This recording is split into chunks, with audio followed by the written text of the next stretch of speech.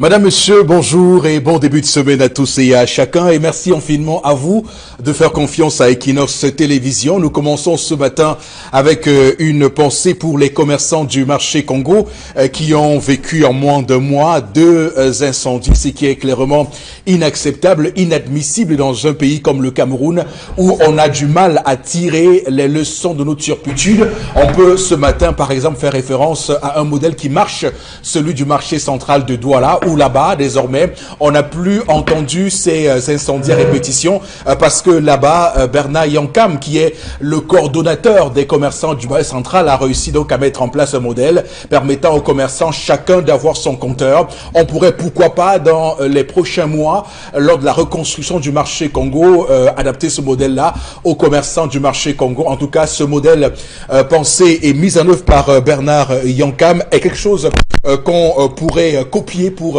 ces marchés camerounais qui continuent à vivre dans ces grosses turpitudes. On pense également ce matin à cette visite du sous-secrétaire d'État américain chargé des affaires africaines qui est donc au Cameroun, lui qui va rencontrer ce jour à 14h30 le président Paul Biya en audience au palais de l'Unité. Donc on sera attentif à ce qui va se dire sur le perron des Toudi juste après l'audience accordée par le chef de l'État aux diplomates américains. On va également évoquer ce matin, madame, monsieur, le Cameroun Business Forum qui s'ouvre ce jour à Douala. C'est la 10e édition. Le thème cette année est très évocateur. Je peux en tout cas vous le rappeler si vous le souhaitez. En tout cas, le thème c'est développement, émergence de l'investissement privé au Cameroun. On verra très bien ce qu'il en ressort parce qu'on sait très bien que le Cameroun a encore de la peine avec son secteur privé et que le gouvernement camerounais n'a toujours pas pris les mesures qui s'imposent pour permettre à ces investisseurs privés camerounais de se mouvoir au sein d'une économie inclusive. On va penser pour terminer ce matin au père Victor Fotso qui, souvenez-vous, il y a 2 semaines faisait les choux gras de la presse. Aujourd'hui, on parle de son fils Yves-Michel Fotso. On reviendra sur cette ancienne vidéo qui date de quelques années et qui fait le tour des réseaux sociaux. Donc, madame, monsieur, voilà pour, on va dire, le décor planté pour ce matin. L'équipe est en place. D'abord, vous, monsieur Bachou, Charles, Armel, bonjour et bienvenue.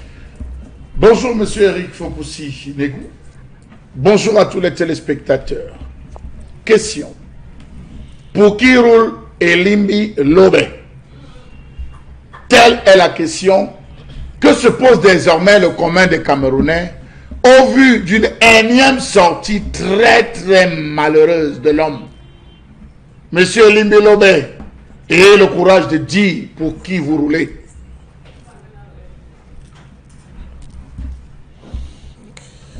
De toutes les façons, chaque citoyen camerounais a la liberté d'avoir ses opinions. Nous ne viendrons pas contrôler les opinions des Camerounais. Elimbi Lobe, il a le mérite d'être idéologue et de défendre avec ses tripes ses convictions politiques. Il le fait depuis des années, il continue à le faire en tout cas. Son combat, on peut ne pas être d'accord avec lui, mais toujours est-il qu'il soutient cela avec un argumentaire solide, parce qu'il reste, comme on le sait, une personne qui a beaucoup d'entrain lorsqu'il faut défendre ce qu'il a de plus cher. Elimbi Lobe, à qui on pense ce matin, évidemment sur le plateau du 10-12 de Le Zénith. Également sur le plateau ce matin, vous, Karine Sontia, bonjour et bienvenue. Bonjour Eric Fopoussi, bonjour aux téléspectateurs du 10-12 Le Zénith. Les produits bio au Cameroun, plusieurs entreprises se sont lancées dans la production, la commercialisation des produits dits bio. Alors comment reconnaître la qualité de ces produits vu les conservateurs qu'on y ajoute? Alors, le rendez-vous avec Karine Sontia, c'est à 10h et un peu plus, 11h05. Ce sera la revue des réseaux sociaux, c'est bien cela, d'accord, c'est le rendez-vous est pris pour tout le monde au cœur du 10-12 Le Zénith. Également sur le plateau ce matin, Bombok Bengan, bonjour, bon début de semaine à vous. Bonjour monsieur Fopoussi-Negou, bonjour à vous chers téléspectateurs. 24 Camerounais, de la société civile et des partis politiques ont créé ce qu'ils ont appelé un front citoyen. Le but, c'est d'aider le Cameroun à sortir de la multiple crise que traverse le pays. Merci, chers citoyens. En tout cas, ce front citoyen était annoncé en grande pompe en exclusivité sur Radio Equinox. C'était jeudi dernier lorsque nous recevions Kawala, la présidente du CPP, le Cameroun People's Party, qui annonçait justement la création imminente de ce front citoyen pour évidemment débattre et surtout mettre en place des moyens et des voies pour que le Cameroun puisse s'installer dans une démocratie, état de droit, des libertés individuelles qui soient respectées par tous et par chacun. Alors, je voudrais juste faire une précision pour ceux qui nous regardent. Je rappelle que souvent, sur ce plateau, on parle de plateau républicain. Il semble que les gens n'aient pas le même sens de ce qu'on appelle la République, puisqu'il faut dire aux gens qui nous écoutent ce matin et qui ne sont pas d'accord sur notre conception à nous de la République. La République est le successeur, succède au royaume, à la monarchie, et que en ce titre-là, la République est porteuse de liberté, a les germes de liberté en elle parce qu'elle vient remplacer la monarchie. Pour ceux qui se rappellent encore de la Révolution française de 1789, Révolution française qui a donc vu la tête du roi Louis XVI coupée et qui a été mis en place donc la Révolution française avec la République, la res publica, la chose publique, pour revenir à nos cités grecques ou cités romaines. Madame, Monsieur, démarrons le programme de ce matin. Nous sommes le lundi 18 mars 2019. Voici la première articulation. Voici l'histoire du jour de Tendance Cogneux, la voyageuse. Bonjour et bienvenue. Bonjour Eric. Bonjour Madame Chamba. Madame Chamba, elle au carrefour 100 francs. Là-bas à Nebel. Où on avait tué un gars parce qu'il a volé 100 francs. Tu as appris l'histoire après un moment. Voilà. Donc quand tu arrives à Nebel, demain c'est le carrefour 100 francs, on te monte. Madame Chamba a dit qu'elle ne peut pas accoucher son enfant, une femme le commande. Oui. Et je vais prononcer le nom de son fils à l'antenne. Je vais prononcer ton nom. Je suis obligé de le faire. Tu t'appelles Patrick. Patrick, point. Tu as une petite société. Attends. Quand quelqu'un n'a pas de bureau, c'est sa société. Quelqu'un qui a une structure. Puisque tu as 3 employés, une secrétaire, avec 2 commerciaux. Donc ça veut dire que tu es un patron. Oui, c'est ça. Madame Chamba, qui est ta mère, est franchement en colère contre toi. 1. Vous ne vous parlez pas. Motif. Parce qu'elle a eu les prises de bec avec ton épouse. Miracle. Ta mère a eu les problèmes avec ta femme. Tu la boudes, tu ne lui parles pas. Elle a monté la garde chez toi. Vendredi, elle était chez toi, elle t'a attendu, tu n'es pas venu. Quand elle t'appelle, tu ne décroches pas. Samedi, elle était chez toi, tu n'es pas venu. Je voulais alors te dire que d'ici 11 h, elle va te trouver à ton lieu de... Elle va te trouver dans ton bureau. Ta secrétaire va la voir. Tous tes commerciaux vont la voir. Elle dit qu'elle va se déshabiller. Que tu vas la voir nue. Ta maman. Oui, maman. J'ai dit que c'est une maman qui est venue me voir en pleurant. Pourquoi elle ne va pas chez son frère, elle vient au bureau? Non, elle dit où elle est là. Tu as piqué où on ne pique pas. Madame Chamba épouse Chamba. Attends, son mari est décédé. Elle dit qu'elle est veuve. Madame Chamba épouse Chamba. Monsieur Chamba, Madame veuve Chamba, qui m'a dit ce matin qu'il faut qu'Equinox vienne la filmer. Qu'on doit la filmer dans ton lieu, où tu as ton bureau là. Elle dit qu'elle paie mon bon. Oui.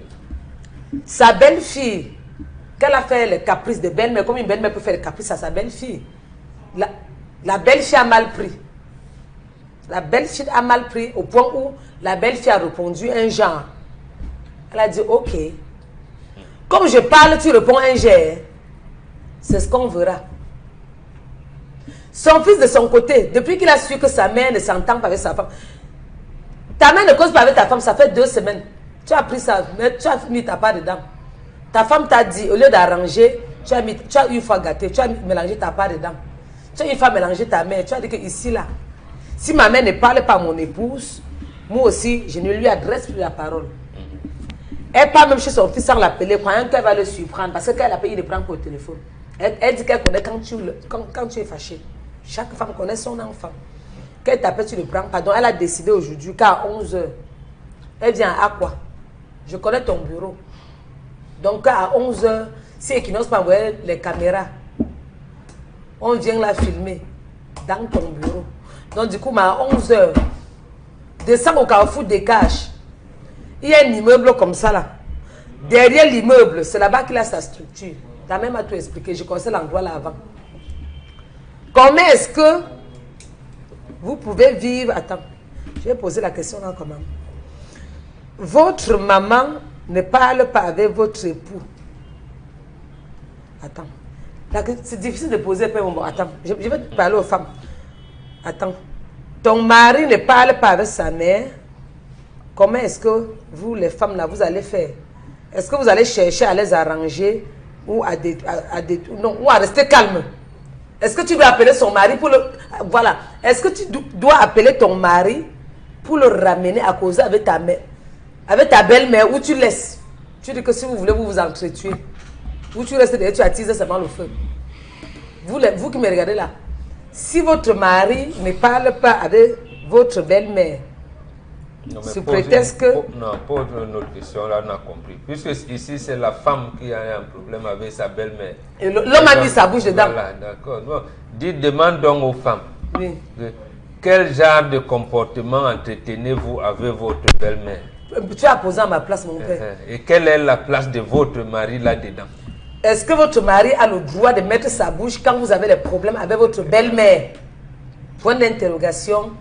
J'ai terminé. Que fait-on avec les caprices de la belle-mère? Comment traiter les caprices de ma belle-mère? Comment gérer les caprices d'une belle-mère? Est-ce qu'il faut l'insulter jusqu'à pour elle vienne? Ou il ne faut pas qu'on l'insulte? Est-ce qu'il faut gérer ses caprices? Il faut qu'on l'insulte jusqu'à pour elle vienne. Ou on fait comment? Eric. Ok. Alors, vous voyez la belle-mère, vous voyez la dame, mais je vois le mari, je vois cet homme qui boude sa maman, qui l'a porté 9 mois dans son ventre. Je vois cet homme qui perd un peu les boulons, qui est un tout petit peu écervelé par là, parce que soumettre sa mère, pas sa belle-mère, sa mère à lui, à cette souffrance, c'est inhumain, c'est même diabolique. Par le coup, parce qu'un enfant n'a pas le droit de faire ça. En tout cas, il est en train d'attirer sur lui des malédictions. Il faut bien voir qu'il faut honorer son père et sa mère. Et honorer son père et sa mère, c'est justement d'être un enfant qui se plie à la volonté de sa maman. Beaucoup diront que je m'exprime ici comme des hommes qui n'ont pas réussi à couper le cordon ombilical avec leur mère. Il n'est nullement question de cela. Je tiens à vous le rappeler, il est question de respect dû à sa maman, à celle qui vous a porté. Et quel que soit ce qu'elle a fait, ou quelles que soient les implications ou les incidences, intoxications de votre épouse contre cette femme qui vous a porté, vous devez savoir raison garder. Donc cet homme, pour ma part, est fautif de le départ d'avoir donc soumis sa mère à ce problème pendant des jours sans la recevoir, sans ne plus la parler. Couper la communication, ce n'est pas la solution de couper la communication. Sa mère n'est pas sa femme, il doit le comprendre. Sa mère, c'est sa mère. Sa mère l'a accouché, sa mère l'a vu grandir. Sa mère a fait tout ce qu'elle a fait pour qu'il soit ce qu'il est aujourd'hui. Il doit être reconnaissant. C'est de l'ingratitude et on doit dire non à ça. Alors, je commence par vous, Chalabel Batchou, pour que vous m'expliquiez, pour que vous nous expliquiez également ce matin ce que vous retenez de l'histoire contée par Tendance. Monsieur Rifopoussi, je vois là un homme lâche, un homme qui n'est pas libre de ses mouvements dans son foyer, un homme qui est tenu par sa femme. Voilà ce que je suis en train de voir dans cette histoire. Un homme dont la femme ne cesse de lui dire, tu vois ce que ta mère fait, tu ne me supportes pas, tu ne me supportes pas. Ok, voyant ses avantages tout auprès de sa femme, mais je ne voulant pas les perdre, il s'aligne derrière sa femme, même si c'est sa femme qui a tort, monsieur Rifopoussi. Ça, c'est le premier point. De l'autre côté, monsieur Rifopoussi, je vois un homme qui respecte le principe aussi. L'homme ne se mêle pas des problèmes des femmes. L'homme ne se mêle pas des problèmes des femmes. Dans chaque famille, on a ce qu'on appelle, nos mamans avaient une expression qu'elles employaient, mon mari, voilà mon grand mari, voilà mon petit mari. C'est des expressions que les mamans emploient et que les jeunes occidentalisés aujourd'hui ont des difficultés à maîtriser, à comprendre même. Quand une maman dit, voici ma coépouse, voici ma femme, nos mamans disent, ça c'est ma femme. Alors, on se demande, mais est-ce qu'elle a épousé? Mais on ne comprend pas le sens. Alors, dans les différentes familles, dont justement ces personnes, M. Lifopoussi, ces grands-maris, c'est des femmes, ce n'est pas des hommes, ces grands-maris qu'on est censé appeler pour résoudre ce type de crise. Quand ça ne va pas, le garçon, le fils devait se tourner vers celle-là qu'on appelle, si vous voulez, la première femme, la première épouse qui est rentrée dans la famille, l'aînée. Celle qu'on appelle le grand-mari pour dire, ça ne va pas. Maman et ma femme, encore ça brûle. S'il te plaît, maman, vois dans quelle mesure tu peux gérer la situation. Ça, il ne l'a pas fait. Il peut ne l'avoir pas fait parce qu'il ne connaît pas M. Lifopoussi. Il est perdu. C'est un hybride dans une société parce qu'à moitié à cheval entre les considérations chrétiennes et les considérations occidentales, il se perd. Autre chose, M. Lifopoussi, les jeunes filles doivent comprendre que la femme ne répond jamais à sa belle-mère, mieux à sa maman. Lorsqu'une fille prend sur elle ou une femme prend sur elle, d'entrer en conflit direct avec sa belle-mère, elle porte sur le dos toute la famille. Elle porte sur le dos toute sa famille. Parce que c'est ça. Moi, je ne sais pas, je me perds quand il faut dire belle famille, parce qu'il faut que les Occidentaux traitent comme c'est sa famille. Elle est déjà dans une autre famille. Elle portera toutes ses nouvelles sœurs sur son dos. Et j'ai bien peur qu'elle ne réussisse à s'en sortir dans ce type de conflit, même si la mère est belliqueuse. On connaît des familles où les mamans sont belliqueuses, point oui ou point non. Elle est prête à déclencher les problèmes, à déclencher même la bagarre. Mais on trouve toujours comment gérer ce type de maman. Donc je pense que ici... Qu'est-ce que l'homme doit faire? Ce que l'homme doit faire, c'est l'attraper rapidement, recevoir sa mère. Parce que là, le conflit est ouvert, qu'il pleuve ou qu'il neige, la mère va débarquer au bureau. Qu'est-ce qu'il doit faire? Au lieu qu'elle arrive, qu'il anticipe et va la voir et mettre un terme à cela. Il n'y a plus de choses à faire. Il n'y a plus de personnes qui peuvent intervenir. Le conflit a déjà assez perduré. D'accord. Alors, Bon Bengan, quel est votre propos suite à l'histoire de ce matin? Deux choses fondamentales. Vous avez énoncé la première. Oui. Honore ton père et ta mère. Je pense que même ceux qui vont à l'église, musulmans, tout ça, je pense qu'ils savent ce que c'est. Mais sauf que dans la pratique, ils ne savent plus comment s'en prendre. La première chose. La deuxième chose, que la mère l'a énuméré, il ne faut pas mettre sa mère en concurrence avec la vie. Chacun à sa place. Mais comment gérer les deux? C'est précisément là le problème. Je prends même le cas où vous habitez ensemble. En principe, c'est la maman qui accepte ses belles-filles à la maison. C'est elle qui va confier sa cuisine à ses belles-filles. Mais comment ne voulez-vous pas qu'elle ait un regard sur le comportement de la maison, comment je vais dire ça, des couples, voilà, que ces enfants sont en train de former. Ça, c'est vraiment bête parce que j'entends les dire, oui, je m'en fous de ma belle-mère. Je pense que la vie commence avec eux et se termine avec eux. Là, c'est une incongruité terrible. Donc, il faut que ce bonhomme, quitte à ce que sa femme parte, c'est qu'il doit rester, se réconcilier avec sa maman. C'est primordial. C'est primordial. Maintenant, elle peut donc, parce qu'aujourd'hui, même la famille est désorganisée. En fait, si sa maman, mais il y a un responsable familial qui est le chef de famille. Pour que le conflit ne soit pas ouvert, il doit se confier au chef de famille en disant, vraiment papa, ma maman dit ta femme et voilà, ta belle-fille sont dans des situations, je ne sais pas comment s'en prendre. Ça lui apprendra également à savoir gérer ces différents. Parce que là, les femmes aujourd'hui, même celles qui sont en doctorat, tout ce que vous voulez, elles ne savent justement pas apprécier parce que tendance à dire que la belle-mère a fait des caprices. Donc elle fait des caprices et la belle-fille comprend ça comme si c'était une attaque en règle. Alors que c'est un problème, j'allais dire, d'humeur. Elle veut créer une situation exprès, alors qu'elle n'est même pas méchante. Elle veut savoir comment le climat social est au sein de sa famille. C'est pas compliqué ces affaires-là. Très bien, Bon Bengan sur le plateau ce matin. Alors, il y a Karine qui n'a pas encore parlé. Karine, quel est votre avis sur cette histoire? Moi, je vois deux personnes qui se sont mariées, ils ne se connaissent pas. Un homme qui vit avec une femme qu'il ne connaît pas. il a une femme à la maison qui réussit quand même à lui faire croire que sa maman est une mauvaise personne et il le garde. C'est mauvais parce que c'est ta mère. Et le mariage finit, mais le lien de sang avec la maman ne finit pas. C'est son cordon ombilical qui fait ton nombril. Oui. Du coup, ça rend compliqué les relations entre l'homme et sa maman. Pourquoi? Parce qu'au milieu, il y a une femme qui peut-être ne l'aime même pas. Parce qu'il n'y a pas une manière qui puisse pousser à une femme de supporter s'asseoir dans son foyer quand son mari et sa maman ne se parlent pas. Même quand ce n'est pas elle qui se trouve au centre du problème.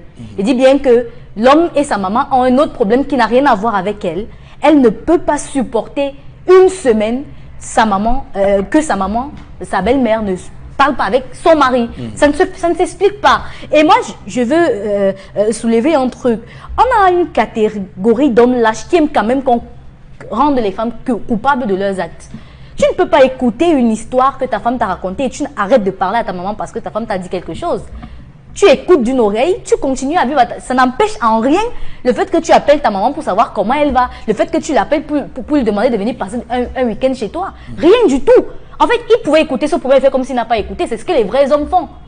Parce que quand il y a un problème entre femmes, un homme décide de ne pas mettre sa bouche là-dedans. S'il est occidentalisé, il écoute, il fait comme s'il n'a pas écouté et il passe à autre chose. Parce qu'on sait qu'entre les femmes, que ce soit maman et fille, belle-mère et belle-fille, il y aura toujours des situations pareilles. Mais c'est à eux, à la maman, à la belle-fille de découvrir son tort. C'est pas à l'homme d'entrer dans le problème des femmes. Mais non, lui-même, il est une femme là. Il n'est plus un homme, il n'a rien d'un homme. Il est lâche, il est ingrat. Face à tout ce que sa maman a pu endurer pour lui, elle appelle, il ne décroche pas. Je n'ai pas encore vu une maman rester tranquille lorsqu'elle sait que son fils et elle, ça ne marche pas. Ça veut dire qu'elle passe des nuits blanches, elle veut voir son fils, et maintenant elle va aller faire un grand carnage. Ça veut dire que soit il se rattrape comme Charles Hamel l'a dit ici, soit il supporte toute la malédiction qu'il pourra porter. D'accord. On va terminer, juste avant les messages qu'on va lire, madame, messieurs, ce matin, on va terminer avec le point de vue de tendance. Hey. J'entends qu'on donne souvent le tobassi aux hommes ici dehors. Ma chérie, donc tu as toi donné le tobassi à mon fils. J'accouche mon enfant, Joël que je vois là, qu'il souffre comme ça, ne dort pas. Parce qu'il veut lutter. Je veux qu'il soit bien, qu'il regarde, que son avenir soit droit. Il ne me parle pas parce que tu es là. Mieux le mariage est fini. Comment? On fait ça comment? Je peux venir te taper. Pourquoi pas? Je peux avoir le poids avec toi. Je te tape, je t'insulte comme je veux. Tu n'as pas le droit de parler si tu es mon fils. Mon fils ne me parle pas. Parce que tu et moi on a les problèmes. L'ondom de ce village, on ne va même pas retirer. L'ondom, ce que je vais lancer, ça cendre. Partir dans les maisons sacrées, lancer. J'arrive au bureau là, je me déshabille en vrai. Je dis que tu me manques le respect, papa, depuis quand? J'enlève, tu vois. Tu veux me voir nu ou tu ne veux pas me voir nu? Il faut que les femmes arrêtent ça. Ça se passe comment qu'une belle-mère te parle, tu réponds? Comment? On fait déjà là comment? Ma belle-mère me parle et répond. Oh, tu crois que tu es quoi? Même si tu as couché les ministres. Hein, ma chérie? J'ai dit que même si tu as couché tes intestins, c'est que ça va finir. Oui, tu vas rester qu'au niveau de la mère de ses enfants. Point. Même si tu... Comment? Je n'arrive même pas à comprendre, c'est Eric. Ah, après mon boca, miracle. Que tu lui as donné quoi, madame? Le tobassi. C'est que le tobassi, là, comment va gérer cette affaire? Je vais aller à Bouddha. J'appelle au Bénin pour toi. Je ne vais pas coucher un enfant. Il ne me parle pas parce que je ne parle pas avec sa femme. C'est que tu vas ressusciter ton feu père. Je vais partir où il y a la tombe de ton père. Je vais parler, lancer ta cendre jusqu'à... D'accord. Oui. Ok, c'est compris. Hey. On va lire quelques messages envoyés par vos soins, chers téléspectateurs, ce matin sur Equinox Télévision. Avec vous, Karine Sontia. Cet homme est certainement embastillé par sa femme, car un homme normal doit écouter avant d'agir. Monsieur Atek Modonatien depuis Bépanda qui nous écrit ce matin un autre message. C'était moi, je devais me réconcilier d'abord avec ma belle-mère et parler aussi à mon mari. Un autre message qui nous parvient. Alors, la femme... voilà, ma mère est aussi la mère de ma femme. Donc, pas de mépris de quelque façon que ce soit. Mekeze de Niala. Qui nous ça peut être aussi que l'homme boude la femme à la maison. Hein. D'accord. Ça peut être qu'il boude les deux. Un autre message. Et les bébés? Les mères qui accouchent les filles souffrent. Visiblement, elles n'ont droit à aucune parole dans la famille de leur fille. Les mères qui accouchent les filles souffrent. Visiblement. Ok, le message n'est pas signé. Moi, je suis vraiment, voilà, on apprend vraiment avec, je suis, voilà, du courage à vous. Alors, passez à autre chose, Karine. Juste un message, oui. Voilà. Vous avez un dernier message. Il faut honorer sa mère pour avoir le bonheur dans ce monde. Samson a été trahi par sa femme. Il faut demander pardon avant que la malchance n'arrive sur lui. C'est Ismaël Mohamed de Douala. On va donc remercier tous ceux qui nous ont regardé sur ce sujet précis de l'histoire du jour. C'est ce qu'on pouvait dire de cette séquence de l'émission. Madame, Monsieur, voici la suite, voici la colère de Charles Hamel.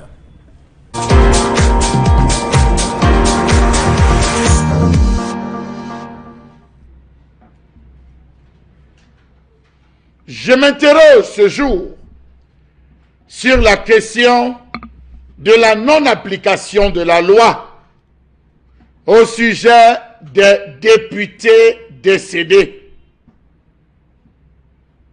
La session s'est ouverte au Palais des Verts de Ngouaekele, mais s'est-elle ouverte avec tous les députés au nombre complet?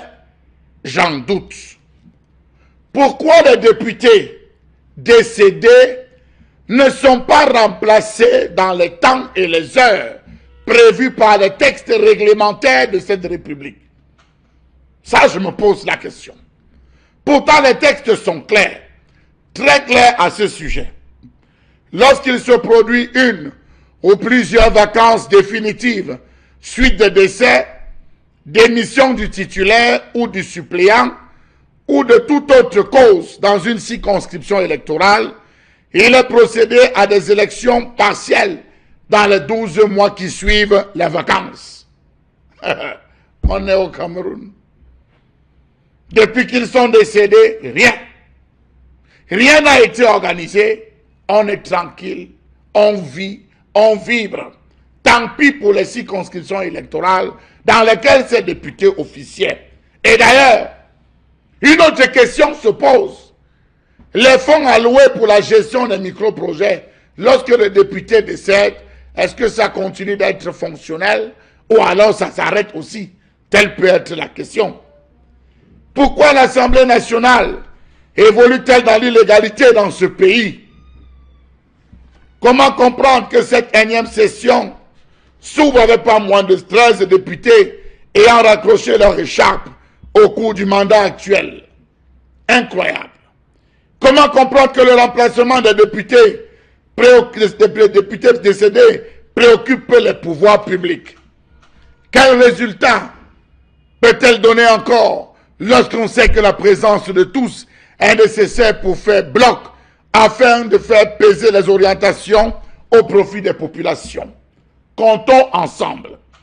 Les honorables Abamala, député RDPC du Mayo-Sava, celui-là même qui était spécialiste et négociateur en chef dans la libération des otages de Boko Haram, passé de vie à Tsepa.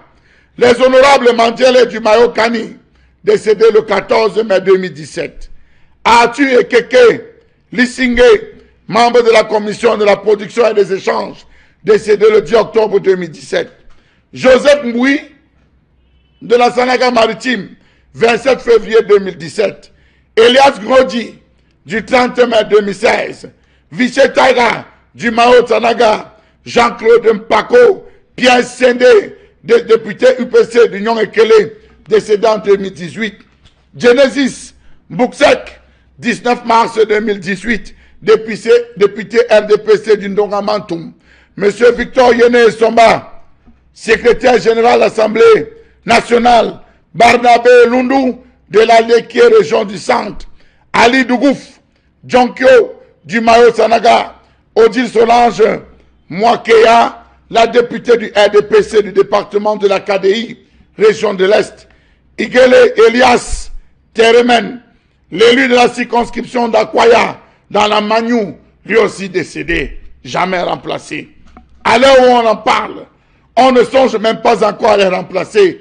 D'ailleurs, n'oublions pas la liste des personnes prises dans les taux des maladies chroniques. Les honorables Joseph Manadzen du groupe parlementaire SDF à l'Assemblée nationale, malade depuis.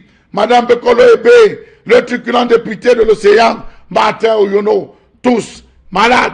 Ils sont couchés, ils se reposent. Même s'ils sont présents, ils ont forcé juste pour être là. N'oublions pas aussi le député du Mungo, Joseph Essamé, dont l'absence pour cause de maladie commence à se faire ressentir. Ainsi va la République du Rwanda-Fulkistan. Les élus s'en foutent, tandis que ceux qui sont assis, les gouvernants, profitent. C'est l'élite des jouisseurs de la République. Chalamel Bachou, avec votre Rwanda-Fulkistan, qui est devenu un terme repris en chœur à travers la toile et les réseaux sociaux. On va juste convoquer, pour qu'on s'entende très bien sur la loi au Cameroun, on va se reposer sur la loi de 91, modifiée en 97 et remodifiée encore en 2006 sur cette question des députés, la vacance des députés. Il faut dire, et je cite l'article 9 alinéa 2 qui dit ceci: après l'élection et dans tous les cas de vacances autres que le décès du titulaire, le suppléant est appelé à siéger à l'Assemblée nationale à la place du député titulaire jusqu'à la fin du mandat de celui-ci. Donc, vous évoquez ici des cas de décès. Ça veut dire que on a prévu en réalité des cas où un député peut être empêché et son suppléant peut le remplacer jusqu'à la fin de son mandat. Et il s'agit de ceux qui parfois renoncent en vertu des incompatibilités avec d'autres fonctions, qui peuvent renoncer pour ces cas-là. Et pour le cas des députés décédés, il faut organiser des élections partielles. Alors, ce n'est pas fait. On le voit très bien que au Cameroun, le terme élection partielle est devenu un terme qui est invisible dans notre arsenal, notre agenda politique. Ce qui est connu et vu partout ailleurs. On voit les partiels organisés partout ailleurs et ça ne pose aucun problème à personne. D'ailleurs, c'est souvent sur ces partiels que des présidents jugent de leur popularité. Si vous êtes à mi-mandat et que vous avez des partiels à gérer, c'est parfois avec ce disjoncteur qu'on se rend compte si vous êtes apprécié ou pas. Au Cameroun, est-ce que c'est pour cela qu'on fuit ces partiels parce qu'on craint une certaine colère dans une certaine région, dans une circonscription? C'est la question qu'on pourrait se poser. Mais bon, Robengan, peut-on continuer à faire comme si au Cameroun, on doit violer la loi sans que personne ne s'en émeuve? Non. Je vous réponds sans hésitation, non. Oui. On ne doit pas, il faut faire quelque chose. J'ajoute à cette liste, je pense que l'UDC a perdu une de ses députées dernièrement, et que Pierre Sendol a enterré samedi. Non. Maintenant, vous avez énuméré des choses fondamentales, mais c'est vous qui nous a rappelé ici souvent qu'il y a l'esprit de la loi, il y a l'esprit et la lettre. Oui. Et ici, pour comprendre ce que vous avez énoncé là avec brio et ce qui aurait dû être fait si on était dans une république normale, il faut revenir à l'esprit qui a amené cette loi de 91. L'esprit, c'est quoi? Pourquoi le député suppléant ne pouvait pas remplacer le titulaire en cas de décès? En cas de décès. Ça veut dire qu'on est dans la sorcellerie. Ce terme était venu à l'Assemblée nationale, je vous le dis, ceux qui sont là, ils nous écoutent. Vous voyez donc un État moderne qui pense à la sorcellerie. Ils disent le suppléant peut faire la sorcellerie et tuer le titulaire. Oui, parce que... Je vous dis, voilà l'esprit. Vous êtes pas possible. Non, mais je veux dire... bon, d'accord. Mais, donc c'est pourquoi ils ont introduit tous les cas sauf décès. Sauf décès. Voilà, d'accord. C'est facile à comprendre. C'est facile à comprendre, c'est pour ça.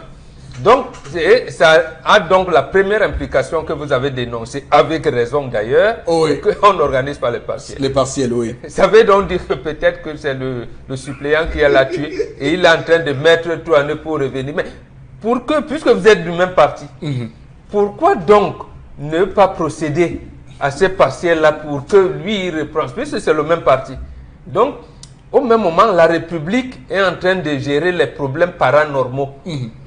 Paranormaux, pratiquement, puisque vous êtes du même parti. On empêche à vos suppléants de vous remplacer. On refuse d'organiser les partiels. D'accord. C'est quoi? C'est le paranormal qui... C'est le surnaturel. Oui, on est clairement dans l'ordre de la sorcellerie, la métaphysique. Absolument. Oui. Et là, c'est le problème. Nous sommes donc dans une république de sorcellerie.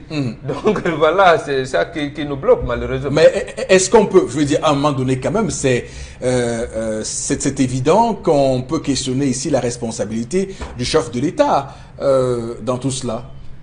Mais justement, quand lui-même il dit en février 2008 qu'il y a des apprentis sorciers, ça veut dire que lui il est un grand sorcier.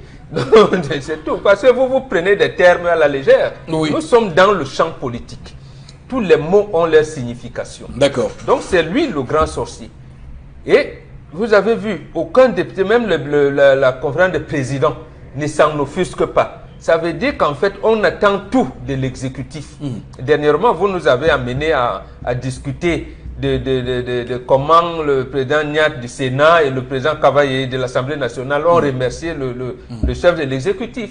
Mais ça traduit, ça dit, mais attendez, l'esprit du président de la République, qui est le chef de l'exécutif, qui nous commande, voudrait qu'on se taise.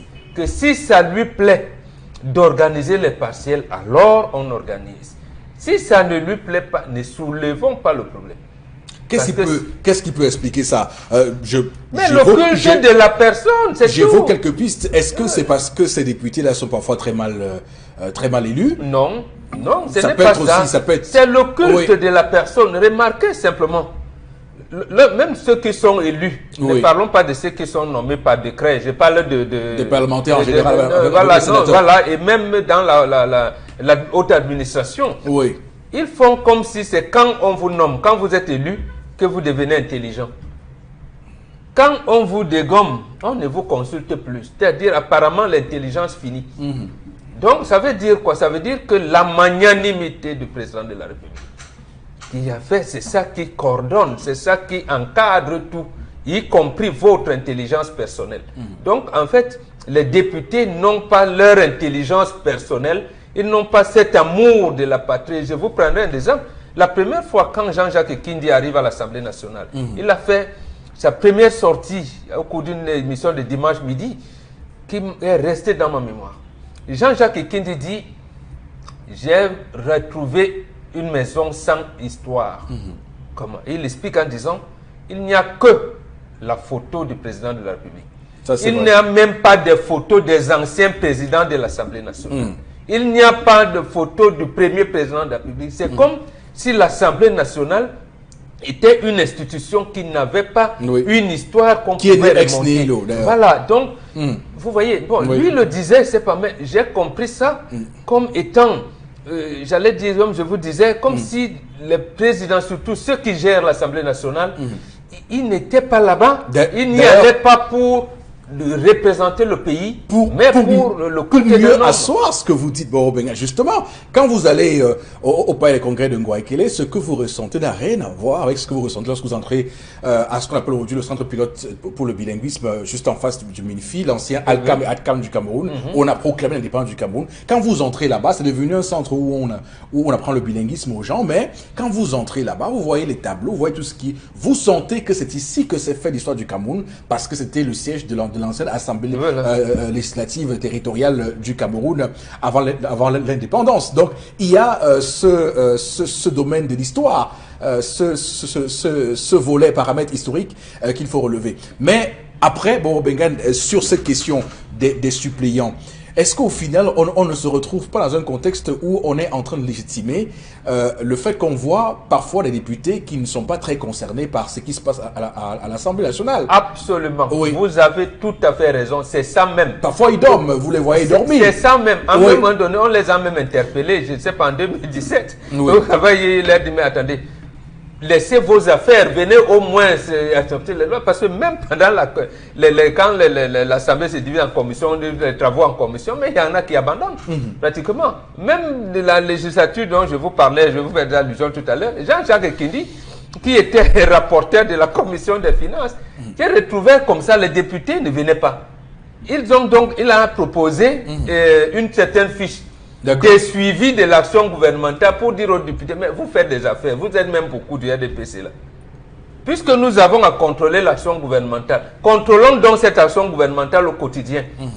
Quels sont ceux qui veulent aller au ministère de l'enseignement de base, de l'éducation de base? Quels sont, pour que vous en ayez là-bas, les lois que nous avons votées, c'est encore nous qui votons comment on appelle, le journal des projets. Oui. Bon, qu'on aille les suivre, même ça les a dépassé. Donc Oui. vous voyez, les gens sont dans les affaires, non, ils viennent là. Les gens ne sont pas ils présents. viennent dire présent pour avoir les jetons de session. De session, comme on dit d'ailleurs.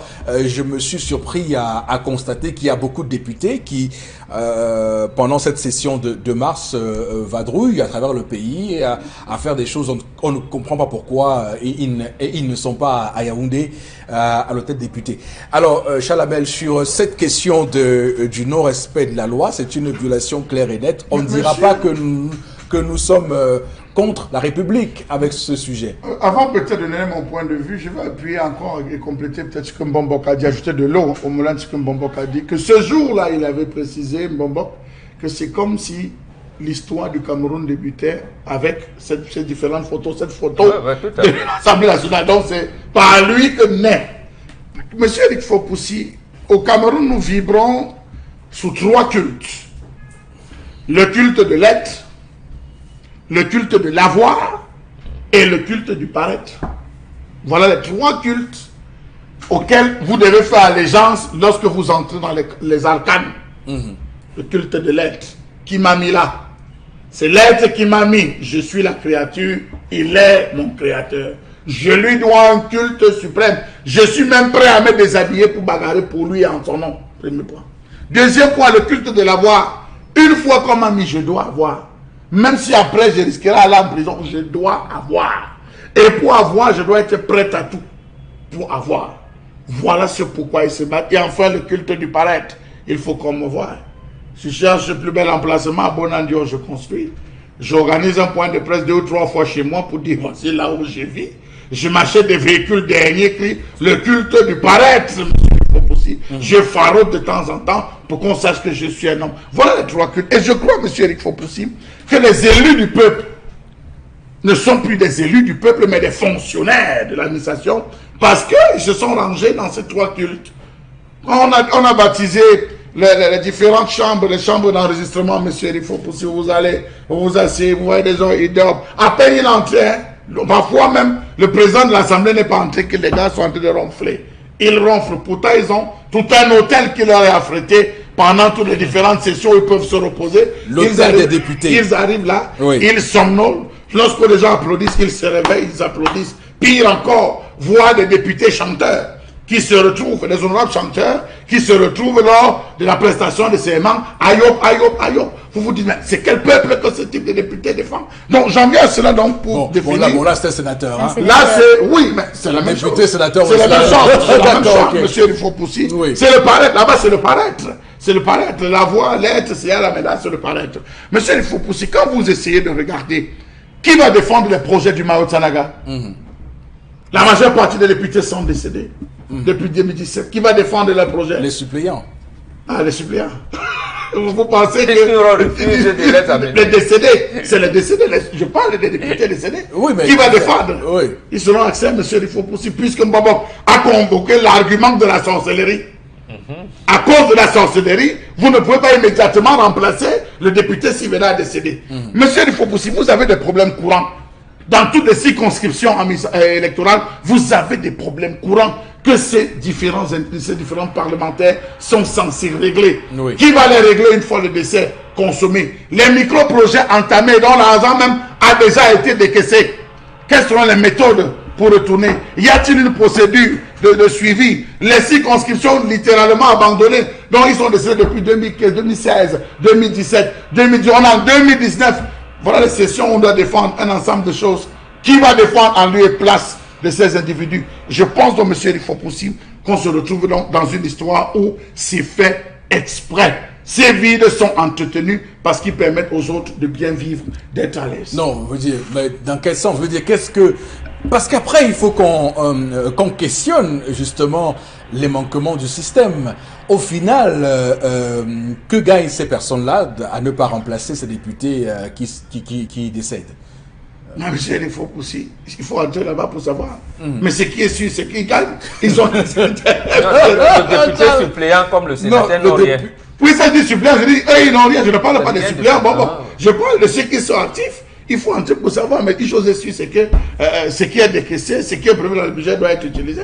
Non, de deux choses l'une. C'est vrai que la loi dit clairement que le député suppléant ne peut pas le remplacer quand il est décédé. Mais est-ce que dans une telle configuration, on se retrouve avec une Assemblée nationale où il manque des voix lors du vote? Absolument. Donc il y a personne qui vote à sa place. Le secrétaire général de l'Assemblée nationale répertorie. Et justement, vous avez parlé de micro-projets, de tous ces émoluments qui leur étaient alloués. Lorsque vous êtes décédé, on bloque tout. C'est tout. C'est-à-dire qu'il refait le suppléant n'a pas accès, à rien du tout. Cas-là. Il refait une autre fiche technique qui renvoie au président de l'Assemblée nationale en disant oui, en 2013, vous étiez 180. Maintenant, en mars, vous êtes 160.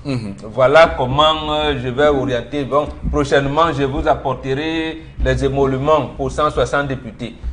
Voilà, les 20 autres, bon, en attendant, c'est tout. Il n'y a rien à faire. On a bloqué leurs émoluments. Maintenant, ceux qui ont fait au moins 3 mois, je vais dire 3 mandatures, en principe, ils doivent bénéficier des retraites parlementaires.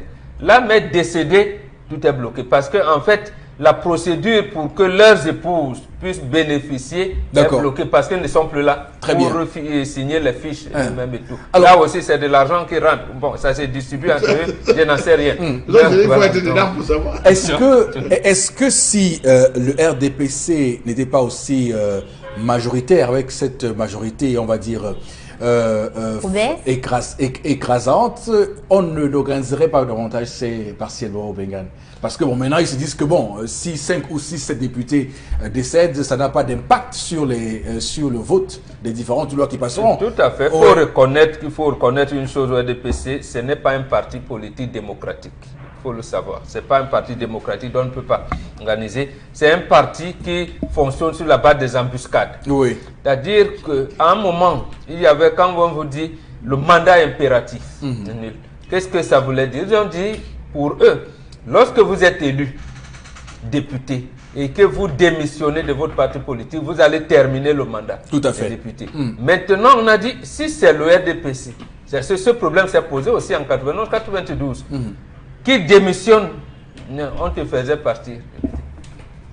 Voilà, après, on avait rectifié. Donc, c'est pour vous dire que, effectivement, vous avez raison. Ils se disent, bon, comme nous maintenons la majorité obèse là, bon, bêta, on laisse, c'est toujours nous. Voilà. C'est toujours nous. Mais si on avait imaginé un seul instant, et vous l'avez dit également, est-ce que maintenant, ces députés qui sont partis avec le corps social qui bouge, est-ce qu'on est sûr que nos camarades, même suppléants, pourraient être réélus? Ils vont dire non. Comme ils ne sont pas sûrs, ils disent bêta, on laisse comme ça. D'accord. En tout cas, on comprend très bien que c'est la machine démocratique qui est en panne. C'est-à-dire que le mécanisme institutionnel de remplacement vous aimez les qui est en panne. Qu'on a plombé. La mécanique. Bon, c'est vrai. Même si comme plombe ou qu'on ne plombe pas, c'est en panne. La mécanique ne fonctionne pas en tout cas. Voilà. On est tout à fait d'accord ensemble sur la question parce que comment peut-on imaginer un pays où les députés décèdent alors que la loi prévoit qu'on les remplace, qu'ils ne soient pas remplacés? De quoi a-t-on peur? A-t-on peur des élections? C'est une élection locale. Voilà. Donc en fait, il ne nécessite pas beaucoup de déploiement de moyens. Non mais qui sait, bon, vous savez qu'une élection locale peut avoir un enjeu on va dire national, puisque vous savez que les médias vont couvrir l'élection avec beaucoup plus d'entrain et on va relever l'état de ce qu'on veut nous cacher. C'est ça aussi l'explication qu'il faut donner à cette absence de planification des élections partielles. Vous savez que chaque élection draine avec elle cet art et mais surtout sa frénésie médiatique. Vous imaginez que si on organise des élections, là, on va en parler et reparler. Tout à fait. Moi, j'ajoute à cela que comme beaucoup sont élus sur la base de fraude, et pour les députés, justement, c'est la commission mixte départementale qui doit valider. À ce moment-là, le président du tribunal de grande instance, qui est le président de cette commission, il ne va pas... D'ailleurs, voilà. Moi, vous avez démontré pourquoi il ne faut pas organiser les D'ailleurs, ça me rappelle ce qui s'est passé en 97. Ici, voilà, je vais taire le nom des députés. À l'époque, c'était avec le député UPC. Les différents partis ont organisé des élections. Maintenant, au moment où il fallait faire le dépouillement, vous savez comment ces gens-là font souvent pour écarter l'opposition. À 15h, on vous sert un bon repas. À 15h, on vous sert... Ils savent comment ça se passe. Bon, Bengal doit également s'en souvenir. À 15h, on vous sert un bon repas, mais ce repas a le somnifère. Oui, tout à fait. Voilà, donc... Tout l'après-midi, vous passez le temps à dormir. Vous passez le temps à dormir. Vous dormez, vous ronflez même. Quelquefois, il y en a, oui, il y a des plus cyniques qui se sont permis même de faire des photos. Des photos des scrutateurs de l'opposition en disant, regardez, pendant que nous sommes réveillés, ils sont... Donc, il y a une machine terrible là derrière. Il faut éviter, parce que, et vous savez, une élection partielle peut permettre aussi de déshabiller ces pratiques-là de manière... Parce que ça va être localisé, comme c'est parfois sur tout le territoire national. Bon, on n'a pas le temps de tout relayer, mais vous imaginez une élection dans un seul endroit, avec le braquage, tous les produits qui sont... Mais ce sera grave. Alors, Karine... Votre opinion sur cette question des partiels qui ne sont pas organisés, députés décédés au Cameroun? Alors, on a quand même du mal à remplacer les députés, mais certains signent des motions de soutien même étant décédés. Ça aussi, c'est vrai. Ça, c'est ce qui est important. Donc, il faut rester... Je pense que c'est un désir de garder la population sous le silence. Parce que même quand ces députés-là sont là, on ne voit pas trop leur impact même dans le développement social de leur localité. Et c'est ce qui fait que dans certaines localités, même pendant les élections, pendant les députations, les populations ne s'y intéressent même pas, en fait. Donc, c'est pourquoi les questions de députation et d'élections législatives au Cameroun sont relevées même par le citoyen au second rang. On s'intéresse plus à la tête alors que ça commence par le bas. Je pense que c'est d'abord l'envie de faire en sorte que la population ne prenne même pas d'abord en compte ce fait-là. Parce qu'on sait qu'il y a un député, mais après lui, il y a encore un maire. Après le maire, il y a donc, c'est beaucoup de choses qu'il faut en même temps que le citoyen comprenne, mais le but même visé par ça, c'est le statu quo. Il faut que les choses restent telles qu'elles sont. Parce que si ça change, on va constater qu'il y a quelque chose de mauvais en dessous et il faut bien taire les points de vue. Oui, en tout cas, ce qui est certain, c'est qu'au Cameroun, il y a une réforme qui est également importante à faire. C'est celle qui consiste à ramener le mandat présidentiel au même niveau que le mandat législatif pour qu'il soit à 5 ans chacun, parce que le fait que nous ayons 7 ans de mandat, le septennat pour le président et le quinquennat pour le député, ça crée aussi ces dysfonctionnements démocratiques. Ça ne fonctionne pas parce qu'évidemment le président reste tout puissant et les députés qui, comme vous le savez, sont toujours à la merci de cette discipline de parti que vous évoquez pour faire taire certaines velléités de contradiction au sein même des partis politiques à l'Assemblée nationale. Alors on va également tendance sur... Pour moi, c'est la question. Oui, la question. C'est moi qui te pose la question. Donc, toi, ne me pose pas la question. si je te pose la question, ça ne va pas, tu réponds ou pas, moi, me répond. Je voulais savoir si à l'Assemblée nationale, les députés juniors et les députés... Oui, députés juniors. Les députés juniors. Les députés juniors et les grands députés peuvent s'asseoir sur les mêmes places. Donc, comme il y a peut-être réunion à l'Assemblée, de ce côté, on voit les députés juniors, de là, les députés grands. Est-ce qu'ils peuvent se mélanger? Non. C'est pas la même chose. Chacun siège. C'est ce que vous voulez savoir. Et puis c'est un folklore. C'est un folklore. Parce que moi, soit les enfants bien en veste. Chacun a son calendrier. Je vois soit les enfants bien en veste, en mallette, ça, cravate. Je suis député junior, ou ça fait que... Avec les écharpes. Maman, je crois moi qu'ils pouvaient se mélanger. Les grands de leur côté, les enfants de leur côté. Député, ils sont alors députés dans quelle langue? Je ne sais pas. C'est ton père qui a dit l'école aux écoliers, la politique aux politiciens. Maintenant, on vient prendre les enfant écoliers, on dit de que la vous êtes député. Je vais faire, il va changer ça. Papa, il faut changer parce que je ne comprends rien de ce que les députés juniors là disent. Mais ce sont les enfants, il de connaît quoi de la les enfants de députés, les enfants. Il va parler quoi de la politique? Un député junior peut parler quoi de la politique? Non, sérieux là. Il peut intervenir les quoi enfants des et dire présidents quoi de qui peut nous section. intéresser. D'accord, très bien. On va enlever ça. Ok. Alors, Chalamé, pour terminer sur cette question, hein, parce que le temps nous tient à la gorge, juste pour, est-ce que vous ne dénoncez pas également le fait qu'on n'en parle pas beaucoup hein, de cette question, de cette non-organisation des partiels au Cameroun? Alors, monsieur Eric Fopoussi... Même les parlementaires d'opposition semblent ne pas également prendre à bras le corps cette question. Monsieur Eric Fopoussi, j'ai pris la peine depuis l'ouverture de la session de compter. Si vous-même vous regardez ne serait-ce qu'au petit écran, vous allez vous rendre compte que la salle est pratiquement vide. Elle est vide. À des endroits, les sièges sont abandonnés. Je me suis approché de certains honorables qui m'ont dit non, vraiment, ce n'est pas l'heure, ce n'est pas le moment d'en parler. Il y a des sujets brûlants qui nous intéressent. Laissez finir, n'allez pas réveiller des morts là où il ne faut pas. J'ai rappelé 2 à 3 honorables qui m'ont dit pratiquement la même chose. Mais petit frère, vraiment, nous on a déjà assez de problèmes comme ça là. Quand ils étaient là même, ils servaient à quoi? Voilà la question que le dernier m'a dit, que quand ils étaient là même, ils servaient à quoi? Les vraies choses sont en train d'être dites. Et il nous est allé plus loin en me disant que la majeure partie même de ceux qui sont actuellement au Parlement sont très malades. Et c'est là qu'il a relevé des cas de plus chroniques, mais il y a ceux qui sont très malades. Est-ce qu'il ne faudrait pas aussi à un moment donné, M. Eric Fopoussi Mbombo, qu'on penche sur la question de la santé des personnes qui vont au Parlement? Mais si, ils doivent présenter un bulletin. Est-ce que c'est ce qu'ils font? Je n'en sais rien. Est-ce que c'est ce qu'ils font? Parce que quand on vous dit que la majeure partie sont des malades, c'est des malades qui arrivent, vous comprenez pourquoi ils peuvent se retrouver en train de dormir. Ce n'est certainement pas le somnifère, mais c'est des comprimés qu'ils auront eu à peut-être prendre, des comprimés forts pour être debout, qu'ils les auront peut-être assommés, monsieur il faut. Oui. Donc je crois qu'il faut regarder cela. Aujourd'hui, on a une assemblée nationale vraiment qui ne défend pas les intérêts. S'il faudrait qu'on ait encore des personnes décédées qui ne soient pas remplacées, oh mon Dieu. Ok, mais c'est quand même tout à fait décevant de ce type de sujet parce qu'on se rend compte au Cameroun que la machine démocratique ne marche pas, ne fonctionne pas et que nous ayons par exemple pour un vote du président de l'Assemblée nationale 140 députés qui votent sur 180, ce n'est pas normal qu'il y ait 40 personnes absentes le jour du vote du président de l'Assemblée nationale, ce n'est pas acceptable en tout cas. Madame, monsieur, on va tout de suite d'ailleurs, est-ce que pour terminer, hein, est-ce qu'on ne pourrait pas faire ce qu'on a fait avec les maires, de résider dans leur circonscription, leur présence avec la députée? Je crois que c'est un sujet de la nation, on peut résider n'importe. Non, bon, mais au moins qu'ils soient présents, je veux dire, faire en sorte qu'ils soient présents, auquel cas on le destitue. Non, il doit avoir une permanence parlementaire dans sa circonscription. Je veux dire qu'il soit présent à l'Assemblée. Donc que le secrétaire général de l'Assemblée vienne donc. D'accord, très bien. On va s'arrêter là pour cette première partie de l'émission. Madame, messieurs, nous sommes de retour dans un court instant pour la deuxième partie du 10-12 de Le Zénith.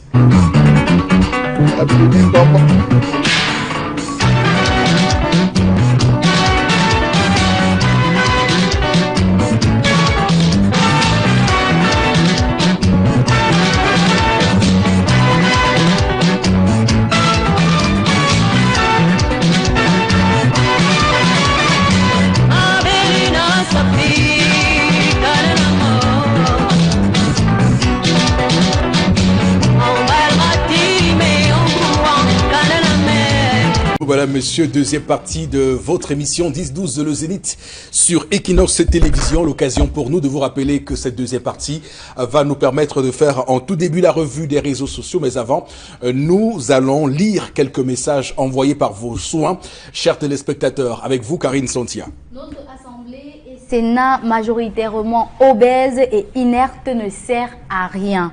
Ils ne sont pas là pour réfléchir, proposer et voter les bonnes lois qui peuvent aider le pays à décoller. Ils sont plutôt là au service du roi. Comment expliquer le fait que les deux présidents sont croulants, sous le poids de l'âge, même quand ils prennent la parole? Rien d'éloquent et d'intelligent ne découle de leur discours. Néanmoins, ils continuent à être là. Conséquence, le pays va à l'image de ces mauvaises lois. D'accord. Merci pour Le ce message. pamphlet, on va le dire, Le c'est message n'est intéressant. pas lié. Merci beaucoup. Allez-y. Voilà. Il y a un téléspectateur qui nous dit qui dit à tendance que la mission des députés juniors n'est pas politicienne, mais plutôt sensibilisatrice, car ces derniers siègent sur des thèmes précis choisis par le ministère de la Jeunesse et le RG. Voilà. Herman le Russe de Messan. Oh, mais ça n'obéit à rien, c'est un folklore, ça n'aide personne et on peut me s'interroger sur le choix de ces députés juniors. À quoi, ça veut dire sensibiliser à quoi? Sensibiliser à quoi, Chalamé? Et qui participent même à perdre les enfants. Voilà. Vous ne pouvez pas, dernièrement, avec ce qui est arrivé, les épreuves tirées du livre de Campton, on a dit quoi? L'école aux écoliers, la politique aux politiciens. Comment vous captez donc des enfants comme ça? Rien du tout. Vous leur donnez des thèmes sans aucune formation. Vous leur dites, faites comme si vous représentiez le peuple. C'est quoi? C'est une manière cavalière d'amener nos enfants vers la politique. Et cette manière cavalière-là est condamnable dans tous les sens. Ok, allez-y. Un autre message. Pour moi, le culte de la personnalité au Cameroun tue l'esprit patriotique et plonge les citoyens dans une phobie.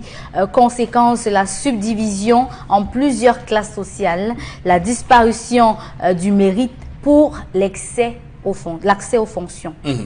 D'accord.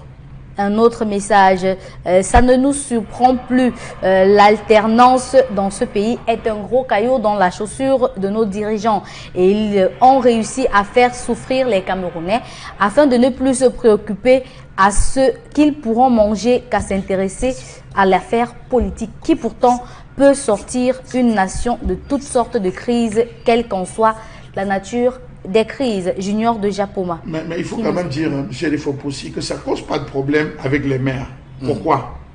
Pourquoi chez les maires, rapidement après le décès, là, les batailles commencent et tout rapidement on a organisé? Ça cause problème. Madame Foning, on a fait au moins plus de 2 ans. Bien sûr. Peut-être Madame Foning, mais dans d'autres mairies, ça c'était une exception. Dans d'autres mairies, c'est regardez Baranté récemment. Yaoundé ici. Non, Yaoundé, si, ça a posé des problèmes aussi. Oui. N'oubliez pas, là même le préfet a même piétiné la loi.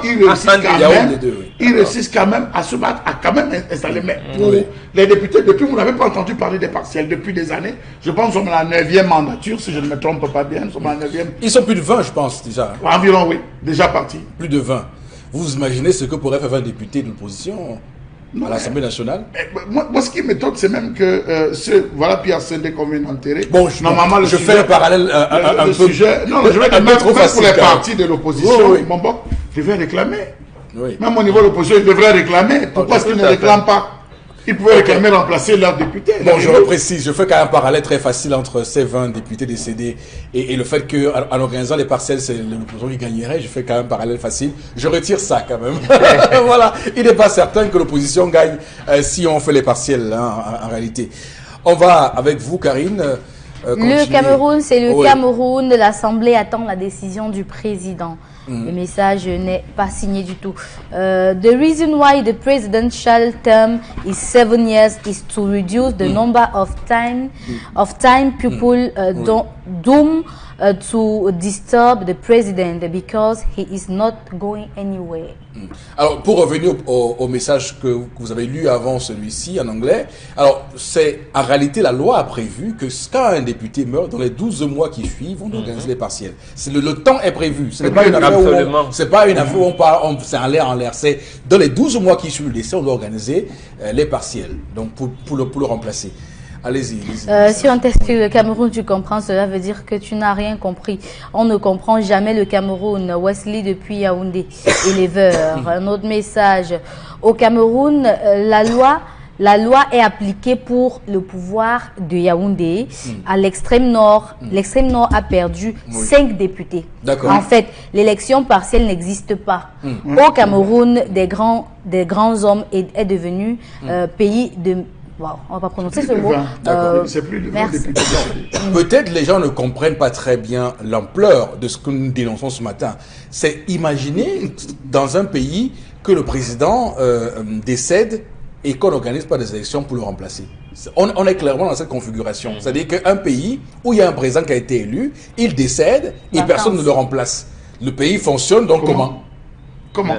On vous pose la question. Oui. Le pays fonctionne donc comment? Sans lui. Ça ne remplace pas le président quand il décède. Et encore, quand Oui. on ne veut pas que son suppléant le remplace, Le c'est remplace. le même cas. Oui. S'il n'y avait pas continuité du service public, les préfets décédés dernièrement n'auraient pas, vous avez vu, on a dit là, parce que même le premier adjoint préfectoral pour le cas par exemple de la mine noire des hauts plateaux. Oui. Donc il n'y a jamais, il n'y a pas de décret. On arrive déjà plus de 3 mois là. Donc c'est un problème, c'est dangereux. D'accord. C'est même l'entrepreneur en chef qui... Ok.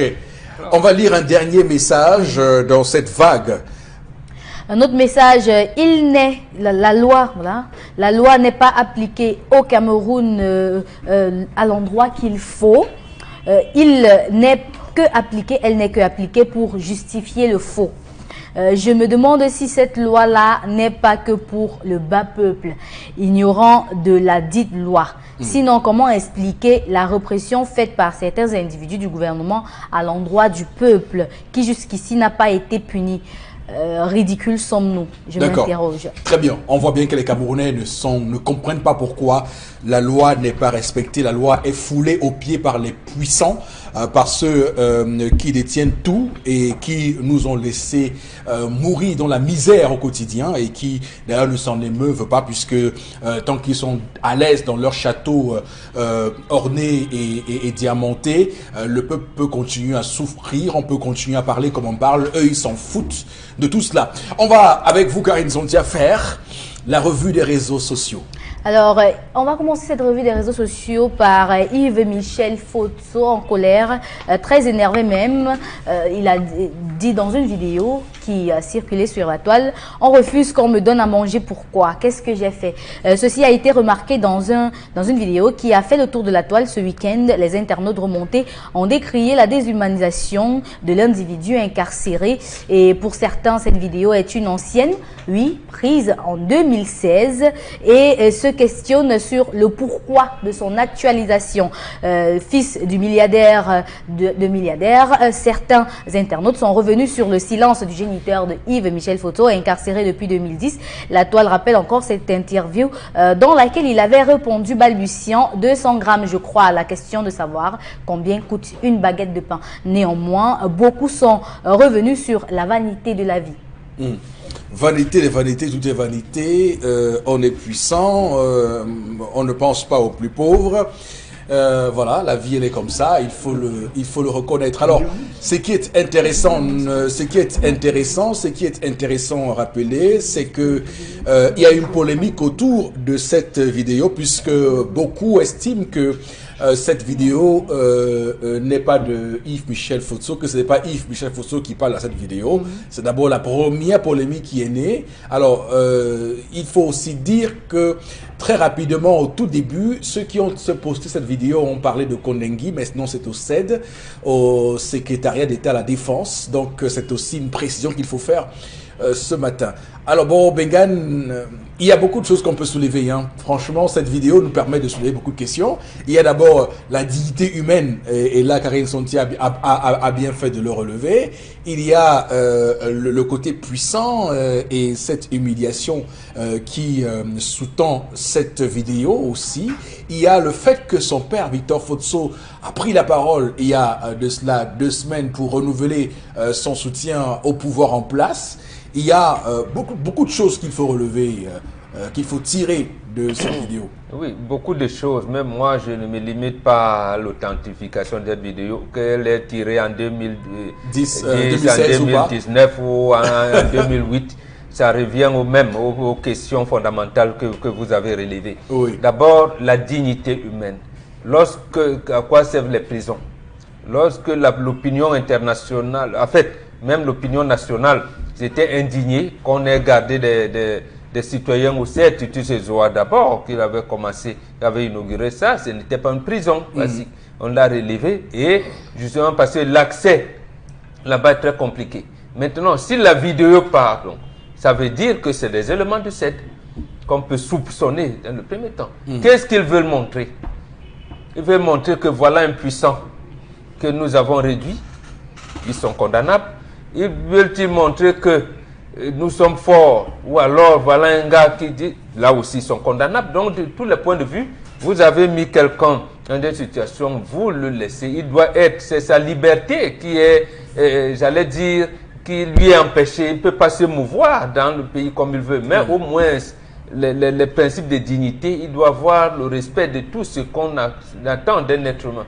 Et quand au même moment, on construit des cellules spécialisées pour un certain type, ça veut dire qu'en fait, nous ne sommes pas, ou alors nous sommes dans un pays 2 poids 2 mesures. Ce n'est pas le problème. Moi, je ne me limite pas parce qu'il ne connaît pas le prix du pain, c'est tout à fait normal.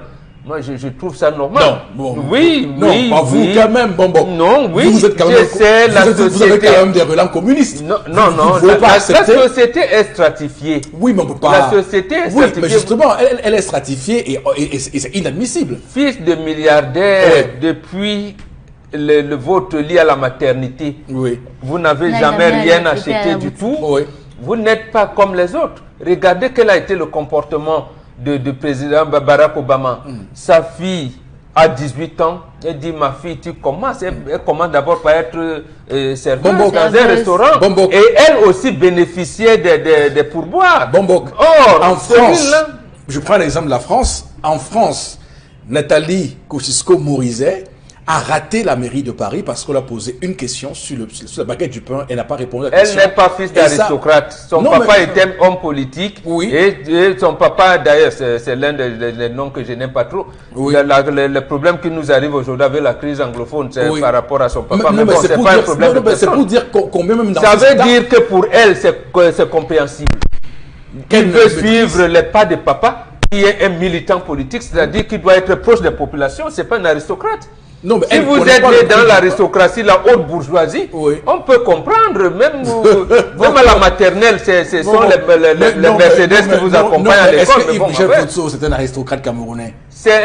Il est de la famille de la haute bourgeoisie. Il la haute bourgeoisie. Donc, même ses camarades de classe ne s'offusquaient pas qu'une Mercedes vienne l'accompagner à l'école, même si vous venez à pied et que nous... On allait à l'école sans. Moi, je vous connais très marxiste avec Karl Marx et Engels, mais quand je vous entends avec ça, je suis. Non, je sais, la société existe dans les classes sociales. Oui, mais c'est ça qu'il faut combattre, justement. Voilà, mais il faut quand même savoir que ça existe d'abord. Oui, ça existe. Et on comprend donc qu'à un moment donné, les fils de haute bourgeoisie vivent d'une certaine manière. Maintenant, les amener à vivre comme moi qui suis fils de pauvres paysans, et ça aussi, ça veut dire que je n'ai pas de peur. Personne n'a amené d'une manière, mais au moins à être altruiste et à comprendre ce que vivent les autres. Parce que si vous avez un niveau de vie, vous devez au moins savoir qu'à côté de vous, il y en a qui souffrent. C'est comme on traite les infos net. Quand j'ai lu ça au net, bon, vous avez les internautes ont commencé à dire, mais voilà un enfant, lui n'a jamais eu faim. C'est-à-dire que s'il reste affamé pendant 30 minutes, il peut en faire un problème d'état. Est-ce que c'est ça, c'est pas ça? Je n'en sais rien. Non, mais c'est pas non plus, c'est pas faux non plus. Bon, peut-être, mais ça veut donc dire que lui... Je veux dire que pour un Camerounais normal, qui n'a pas 500 francs le jour pour manger, et qui passe souvent 2 jours sans mettre le riz sauté au feu, et quand il voit ça, il dit, mais moi je peux pas... Au bout de 2 heures, vous pleurez comme ça, moi je passe 2 jours sans manger. Oui, absolument. Mais lui, il ne va pas dire que, puisque moi je peux faire 2 jours sans manger. Et l'autre, là aussi, peut comprendre qu'il ne peut pas faire 30 minutes. Il était habitué à prendre son repas avant 13h. Si à 13h20, 13h30, il n'a pas pris de repas, ça devient un problème d'état pour lui. Maintenant, la réalité de la vie voudrait donc qu'il commence à s'habituer. Et quand il va s'habituer, il verra donc les autres personnes comme les personnes humaines. Là, je comprends cette orientation-là. Voilà, mon problème, c'est que... Maintenant, oui, mais ici, on le fait quand il est en prison. Oui, mais bon, après... On le fait, moi, c'est... Sur les valeurs, on doit être clair sur les valeurs. Dans un pays, il doit y avoir la solidarité nationale. Absolument. Les plus riches doivent au moins, pour cohabiter avec les plus pauvres, avoir une forme de sollicitude de ce que vivent ces personnes-là. C'est justement ça, l'unité nationale. Absolument. C'est même pour ça que même à l'école, on a porté la tenue. Oui. Parce que si on demandait à tout le monde de porter des titres, quelqu'un, il est un élève de cours préparatoire peut changer 3 fois les habits par jour, alors que moi j'ai le même habit pendant toute la semaine. Donc bon, c'est parce que si j'ai là, ça je n'aurai pas les habits de lendemain. Ok. Donc, alors, Charles Hamel. Monsieur Rifo Poussi, J'ai l'impression peut-être que nous sommes en train de nous amuser, mais c'est une preuve qu'une cellule audiovisuelle est mise en place dans dans un bureau cloîtré et détient pas mal de choses. Quand vous dites que cette image a été tournée en 2016, ce n'est pas une caméra de télévision, une caméra professionnelle qui l'a tournée, c'est une caméra de téléphone portable. Nous ici sur ce plateau, je doute fort qu'on puisse garder des images dans nos téléphones de plus de 3 ans, plus de 4 ans. Ça suppose que cet acte a été posé exprès. C'était prévu pour cela. Ça suppose que ceux qui sont gardés, tous ceux qu'on a arrêtés, ne soyez pas surpris qu'un jour, on vous ressorte une vidéo de Mebengo en train de pleurer, celui qu'on envoie en disant qu'il se passait les nuits en pleurant, on vous envoie une vidéo de Mendoza. Oui, ça il faut le dire. Quelle est donc l'intention? Pourquoi encore qu'une photo de Mendoza. Voilà. Très brun. Je veux dire, voilà. J'ai voulu dire ça. Une autre photo de lui à côté de ce qu'on prétend lui. Voilà. Non, mais ça veut dire qu'on ne respecte même pas les droits.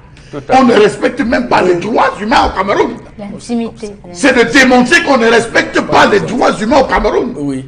Sortir cela, c'est un Camerounais qui a faim, qui plus est privé de liberté. Regardez qu'il est tout nerveux, il casse pratiquement tout. Je doute fort que c'est 30 minutes.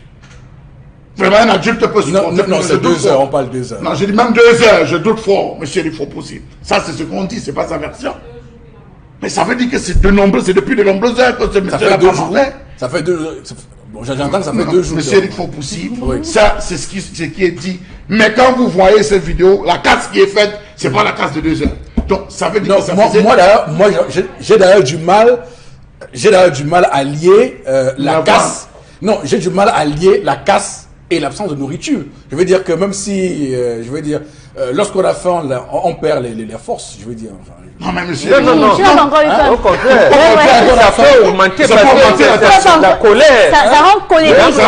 On casse comme avec cette force-là. Oui. Tout à fait. 22 affamés n'a pas vous pouvez même cogner votre...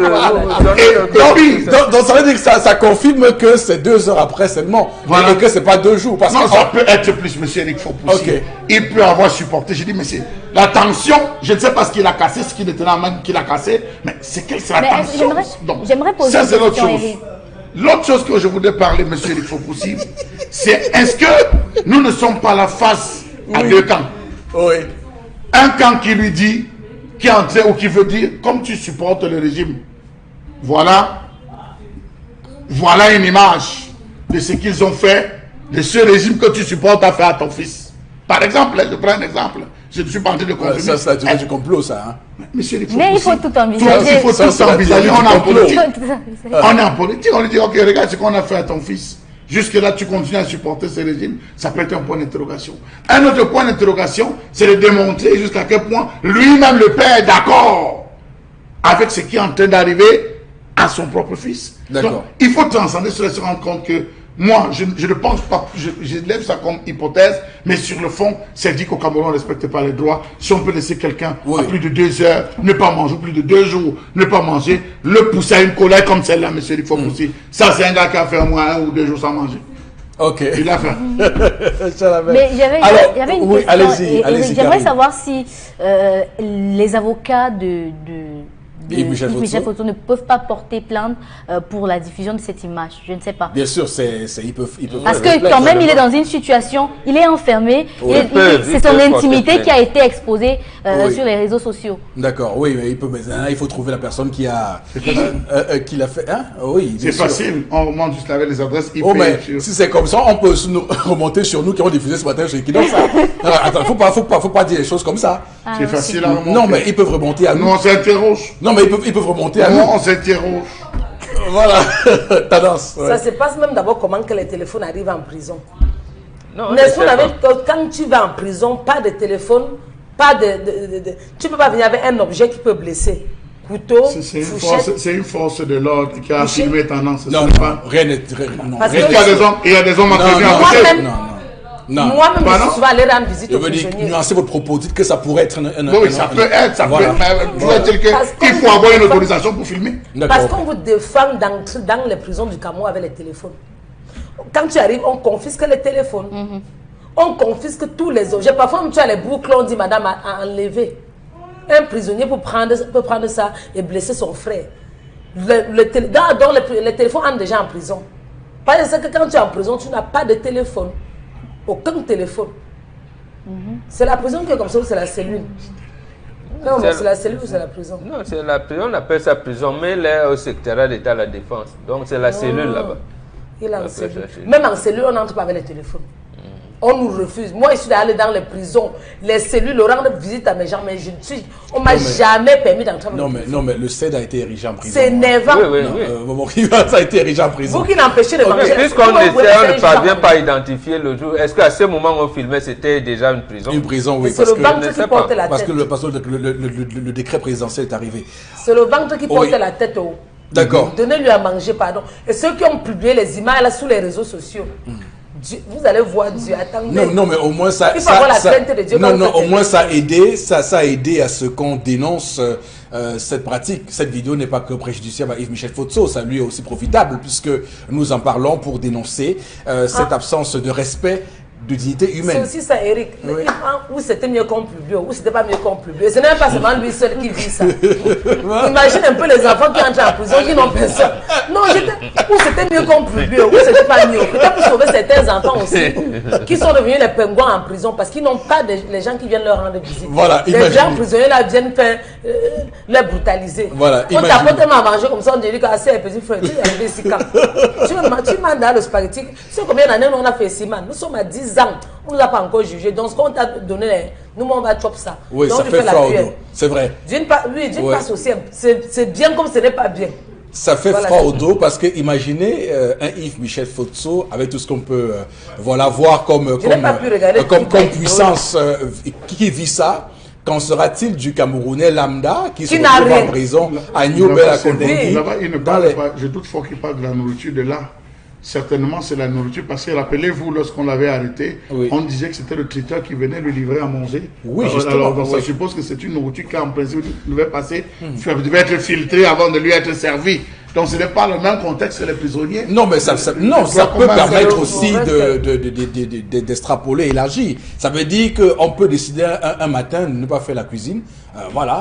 Parce qu'on s'en fout un peu de vous. C'est ce que je veux dire. Et si cette dimension humaniste n'est pas respectée avec lui, imaginez-vous, avec les prisonniers lambda de tous les jours. Et les prisonniers lambda de tous les jours, là, vraiment, c'est un truc qu'on doit franchement veiller sur ça. Tu vois, les enfants qui arrivent en prison, après ils deviennent pingouins. Qui parle de pingouins, vous savez de quoi? Les prisonniers ou encore les boys savent de quoi je parle. Un enfant, on vient lui donner à manger, mais il ne peut pas manger parce que les grands vont récupérer. Tu ne récupères pas dans la nuit, tu ne vas pas dormir. Les gars vont venir te poignarder. Il faut qu'on essaie de veiller sur ça. Quelqu'un qui a fait 5 ans en prison, toi qui viens d'arriver, il te fait la cuillère. D'accord. Tu ne peux pas manger quand lui n'a pas mangé. C'est ce qu'on pouvait dire de cette vidéo qui a largement circulé, attribuée à Yves-Michel Fotso par certaines personnes. En tout cas, on aura l'occasion de l'authentifier au fur et à mesure. La suite avec vous, Karine. On va parler cette fois de Dupont-Moretti qui était au Cameroun ce week-end, l'avocat de Maurice Kamto.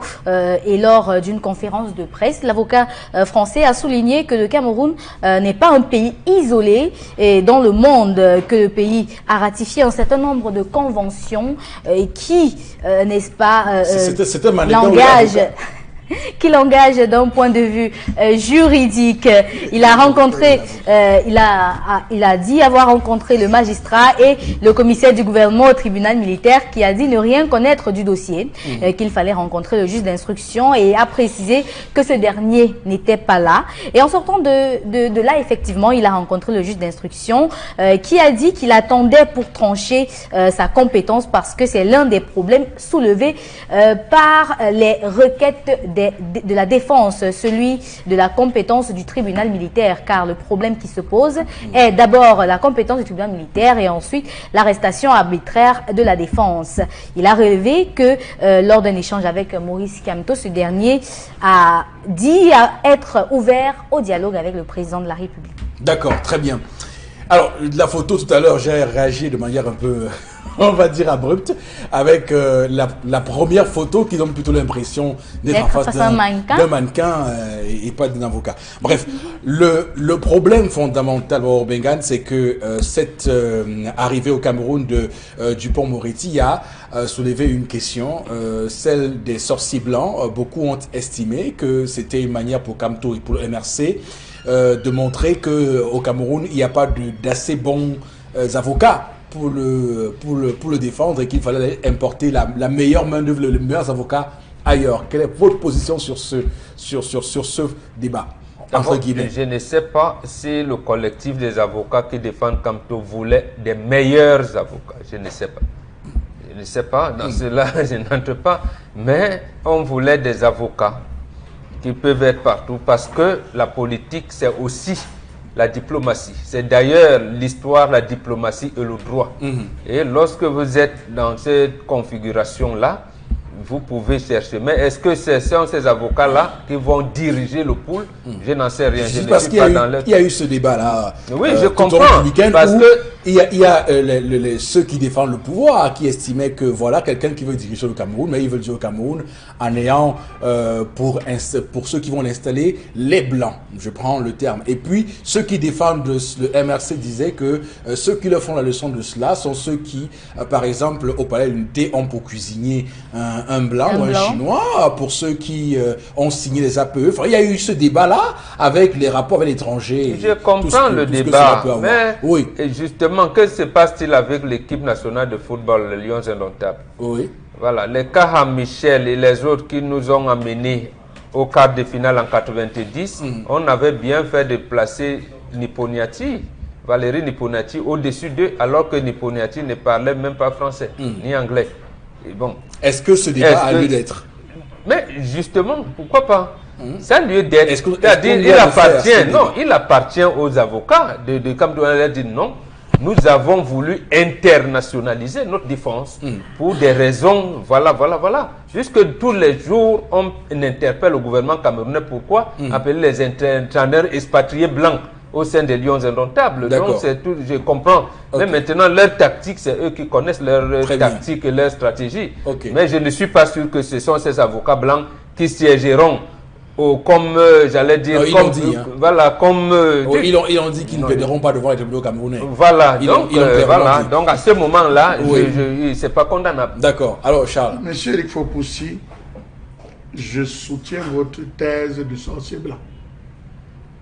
Rappelons-nous de l'affaire Thierry Michel à Tangana. Vous vous rappelez jusqu'où les réseaux de Maître Lydienne Eyoum en 2016. Oui. Donc, monsieur Eric Fopoussi, je conseille, lorsque François Hollande était arrivé, on l'avait dit qu'il était venu expressément pour demander la libération, même s'il y avait eu le dossier, mais expressément pour demander la libération de Maître Lydienne Eyoum. Alors, monsieur Eric Fopoussi, je ressoutiens encore pourquoi. Il aura fallu combien de jours à Maître Sim pour rencontrer Camto? On sait tous qu'il a été... Il a d'abord cherché où il est d'abord, avant de pouvoir le rencontrer. Il aura fallu combien de jours pour rencontrer Maître Michel Ndoki? Donc, vous vous rendez compte que le noir, lorsqu'il est face à un noir, on le repousse. Maître Sim lui-même a dit que ce qui se passe au Cameroun, et puis que ce qui est vécu, qui se vit en Corée, ce n'est pas moi, ce sont ses dires. Pour dire que la machine qu'on avait mis en place pour lui permettre de rencontrer son client n'a pas été facile. Qu'a dit Maître Sort? C'est la même chose. Donc, monsieur Eric Fopoussi, voilà un avocat qui vient d'ailleurs, il débarque à sa demande, il rencontre son client. À sa demande, il rencontre le juge militaire. À sa demande, il fait même une conférence de près 100 policiers. 100 policiers, monsieur Eric Fopoussi. Ah non, vraiment. Vraiment, monsieur Eric Fopoussi. Vous avez, on parle en termes trivial, fini avec. Oui, 100 policiers. Oui. Donc, si c'était le MS, on dit que l'idée même de la marche du 17, vous avez vu ce qui s'était passé sur la toile. Mais il arrive, il s'exprime littéralement. Il se déplace sans l'ombre d'un policier. Donc, monsieur le Fopossi, je suis derrière vous. La piste du sorcier. Sorcier blanc.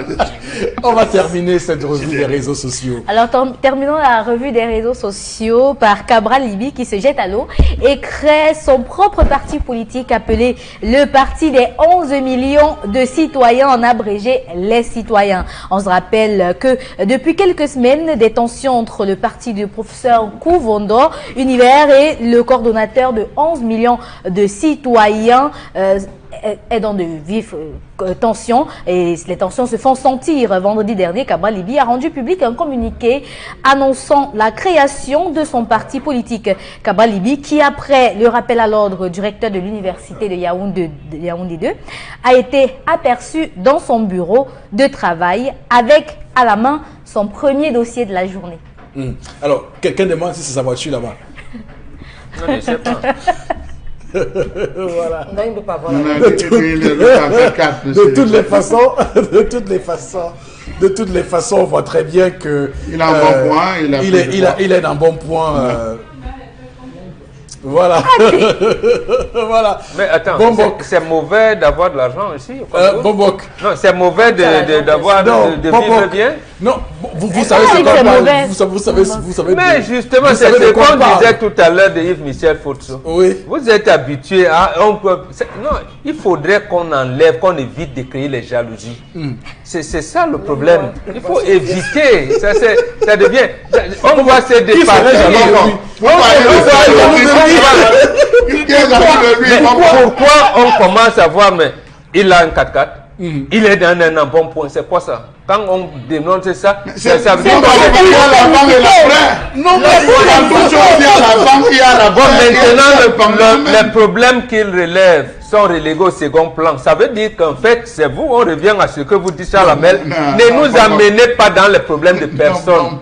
Le pays va mal, tout est à construire et on vous dit qu'il n'y a rien à faire et vous commencez d'abord à vous couper les têtes. Moi, je reviens à l'histoire de Net. Bon, allez-y. Cabral, oui, il a créé un parti. Là aussi, je constate que certains internautes, ils ne suivent pas justement parce qu'ils sont dans le schéma mental qui développe la jalousie.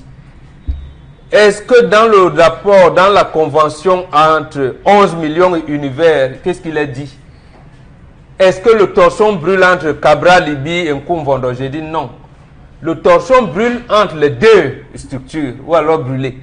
C'est tout à fait normal que d'un côté, les gars de 11 millions estiment qu'ils peuvent s'épanouir maintenant. Et de l'autre côté, on estime aussi qu'on a pris du terrain et qu'on ne veut pas nous associer à d'autres. À ce moment-là, on peut s'asseoir et revoir, puisque les termes de leur convention, justement, amène à la mutualisation de forces. D'accord. Voilà, donc qu'ils créent un parti, il faudrait donc voir quels seront les enjeux plus tard. Est-ce qu'ils ont les statuts d'hommes politiques, de leaders, qu'ils vont pérenniser l'action? Maintenant, avec le recteur, il est venu, il avait signalé, pour après sa mise en droit, il est venu, il a pris le service. Bon, apparemment, il n'a pas de bureau, comme il disait, et là, moi, je trouve un homme qui dit la vérité. Comme m'a mis sous l'administration. C'est une mise en scène. C'est une mise en scène. C'est une mise en scène, parce qu'il y a de nombreux professeurs d'université. Laissez-moi terminer. Bon, remettez l'image qui le montre au rectorat. Non, on a une image qui me montre en train d'aller prendre le service au rectorat. Non, mais cher ami, vous ne pouvez... Non, c'est de la mauvaise foi, cher ami, de votre part, excusez-moi. Il est venu, il part voir le recteur. Il y a une image qui le montre au rectorat. Et il n'est pas avec le recteur. Qu'est-ce qui nous prouve qu'il n'a pas fait demi-tour à la porte? Parce que vous voulez absolument pas. Non, mais je vous montre les preuves. Quel est le document de la prise en charge? Allons aussi dans les faits. Quel est le document qui atteste qu'il a véritablement pris service? Justement, attendez, il n'a pas manqué de service parce qu'on lui a dit si vous venez avant, on constate, on ne lui met pas un document, première chose. Ça veut dire que vous ne maîtrisez pas les usages administratifs. Il est sous la coordination d'un conseiller technique. Et le conseiller technique a dit, je travaillerai avec vous par téléphone. Ok, bon, on va... Maintenant, il vient, il prend le truc, il ne sait pas, et il a dit qu'il ne... Et maintenant, au lieu de vous plaindre du mauvais fonctionnement, vous vous appuyez sur l'autre. Non, on va... Charles Lamel. Le Cameroun va mal. Non, c'est bon, on va... Vous ne vous êtes jamais plaint. On le regarde. Alors voilà, il est en train d'aller au restaurant. Il est en train d'entrer au restaurant là. Ok, d'accord, merci beaucoup. Merci infiniment sur ce débat qui se termine en queue de poisson malheureusement. On n'a pas pu dire ce qu'on pouvait dire sur ce sujet de Cabral Libye. Voilà, ça crée des clivages parce que évidemment. Non, pas des clivages. Non, il y a un clivage. Ceux qui nous regardent ont bien senti. Le Cameroun va mal. Je souhaite qu'on se pose à ces problèmes-là qui sont relevés. Laissons les problèmes de personnes. Consti Lamine est avec nous sur le plateau. Consti, bonjour. Oui, bonjour Eric, bonjour à tous les téléspectateurs de l'émission 10-12 de Zénith et bonjour à tous les clients du concept Salaka.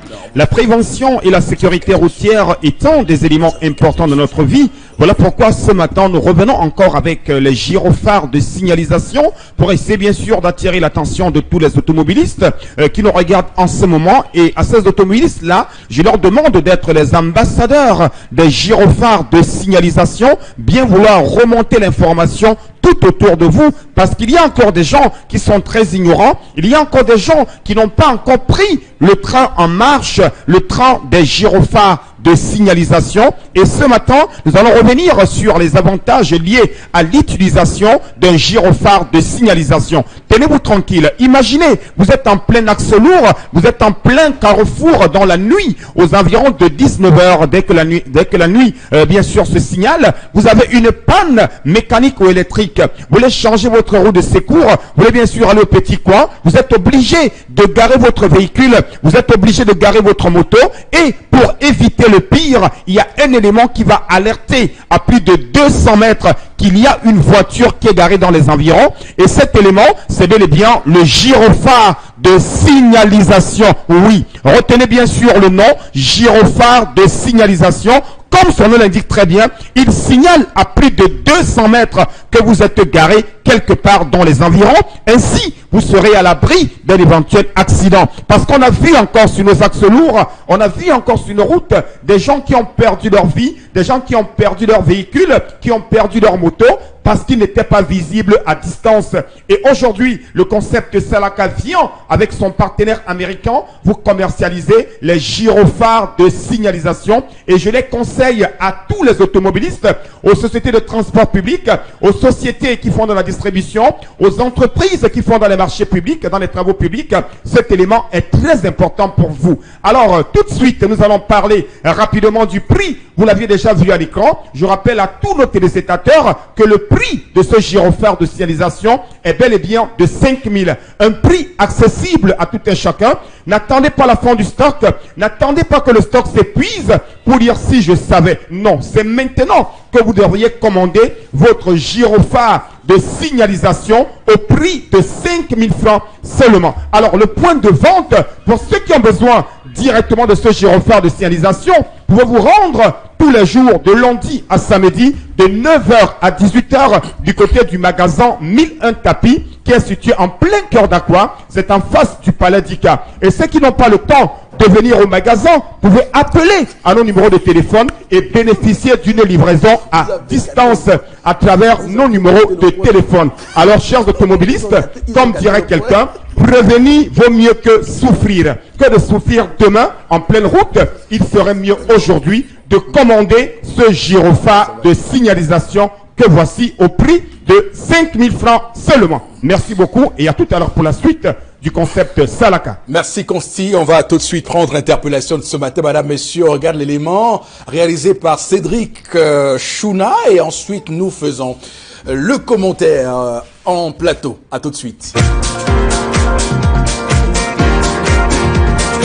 Moi, je pense que le développement de ce pays passe d'abord par le monde rural. Tant que le monde rural est développé et assez ouvert, les jeunes vont travailler et puis les zones urbaines seront de plus en plus développées. Moi, je pense comme ça.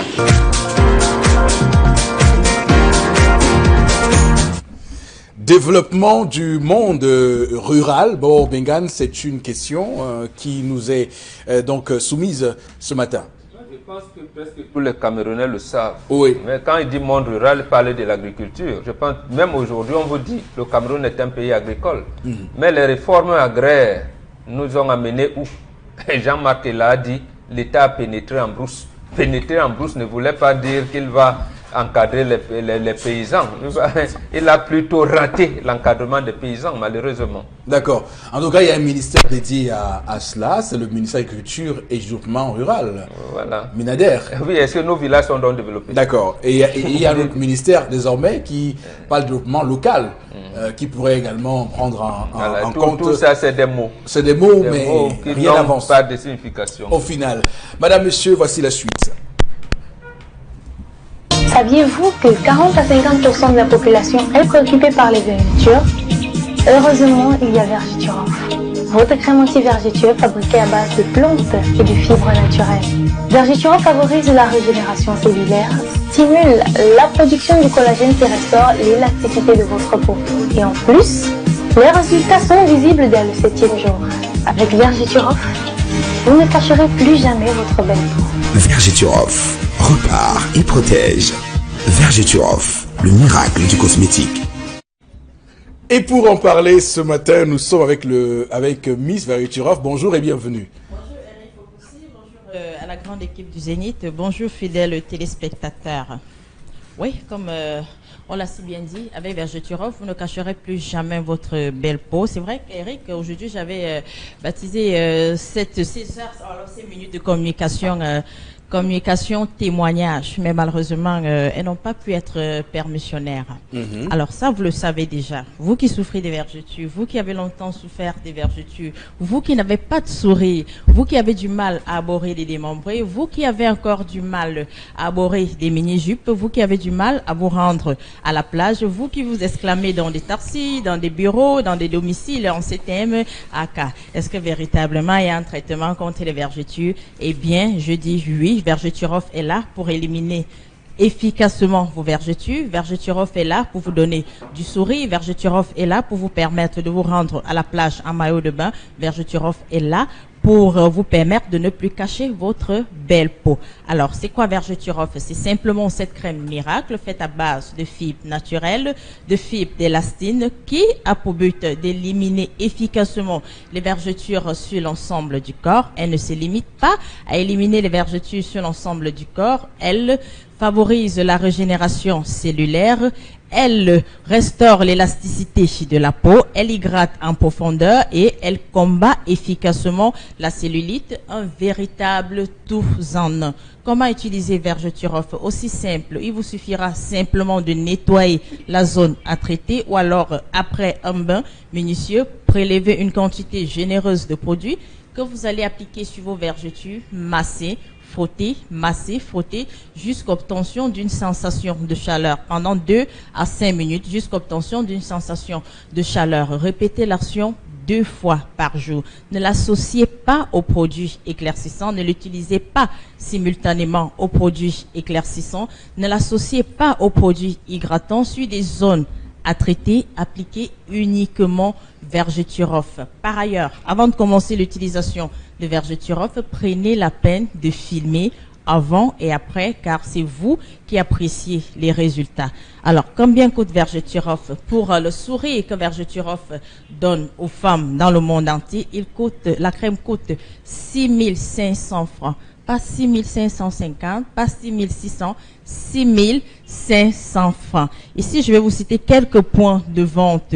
Parfumerie Marivet du côté de Ndorbassi, parfumerie Tata Solo du côté du marché central, parfumerie Momi du côté du marché central, parfumerie Kefa du côté du marché Double Balle, parfumerie Éminence du côté du marché de Nudedo, parfumerie Madonna à Ibolova, parfumerie du lac, parfumerie Madonna en Balmayo, autant pour moi, parfumerie du lac à Ibolova. Les points de vente étant si nombreux, appelez-nous simplement au 694 88 84 57, 694 88 84 57 ou le 680 00 28 28, 680 00 28 28.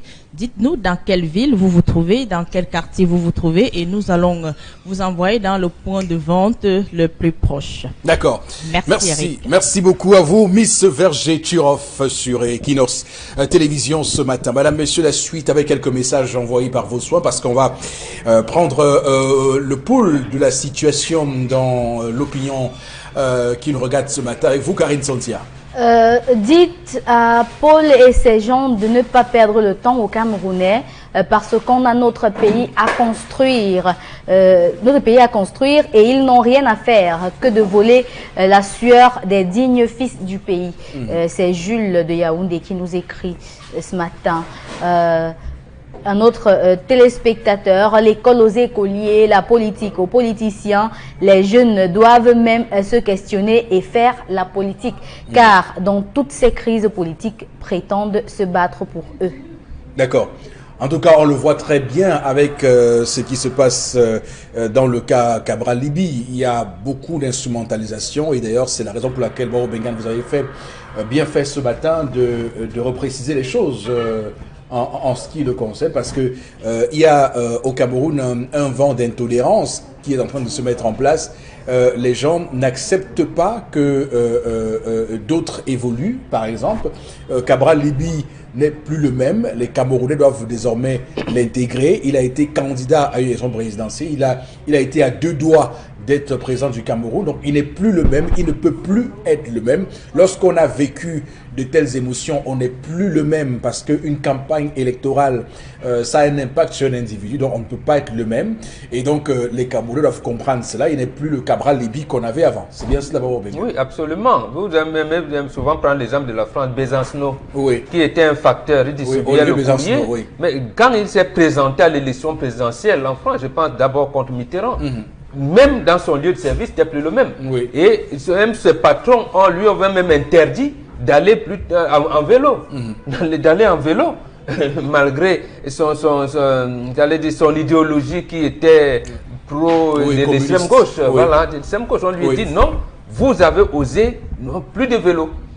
Plus de vélo. Donc ici, chez nous, on commence à apprendre, alors que l'administration publique a des problèmes. Tout à fait. Est-ce que les recteurs ne peuvent pas s'associer pour dire à leur ministre de tutelle que tous les 3 mois, il ne faut pas que les enseignants grèvent pour avoir les primes de recherche. Il ne faut pas que... Voilà, nous avons à recruter 1000 enseignants, des docteurs. Voilà les problèmes que vous devez aller de commencer par des choses comme ça. D'accord, ok. Donc, Chalamé, vous comprenez qu'au final, c'est ce qu'on peut retenir, non? C'est que, voilà, on ne peut pas... Oui.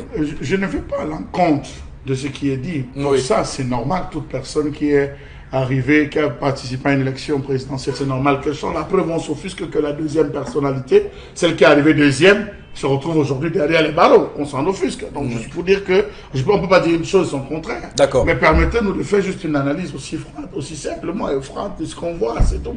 C'est pas une analyse pour aller à l'encontre, non. D'accord. Elle est froide. Non, mais c'est que parfois ça frise un peu les moqueries, hein. Je vous assure. Parce que peut-être que vous particulièrement, vous êtes dans une analyse froide, mais il y a beaucoup de personnes malicieuses qui le font pour se moquer un peu plus. Pourquoi je le dis, M. Eric Fokoussi, nous sommes habitués à ce Cabral Libye qui, à tout temps, lorsqu'il y a une action, fait des directs Facebook. Nous sommes habitués, il nous a habitués à un ensemble de choses. Vous voyez, des images muettes de lui, non, on n'est pas habitué. C'est lui qui a donné cette habitude. Il ne faut pas qu'on oublie, on ne se coupe pas. C'est vrai que ça communique, mais ça prête aussi à des non, au contraire. C'est donc la bonne maîtrise de l'administration. Okay. C'est que ici, la posture, c'est que je suis un employé quelque part. Il y a une ligne de conduite comme employé. En tout cas, c'est une école. J'ai réussi au moins à réconcilier vos positions.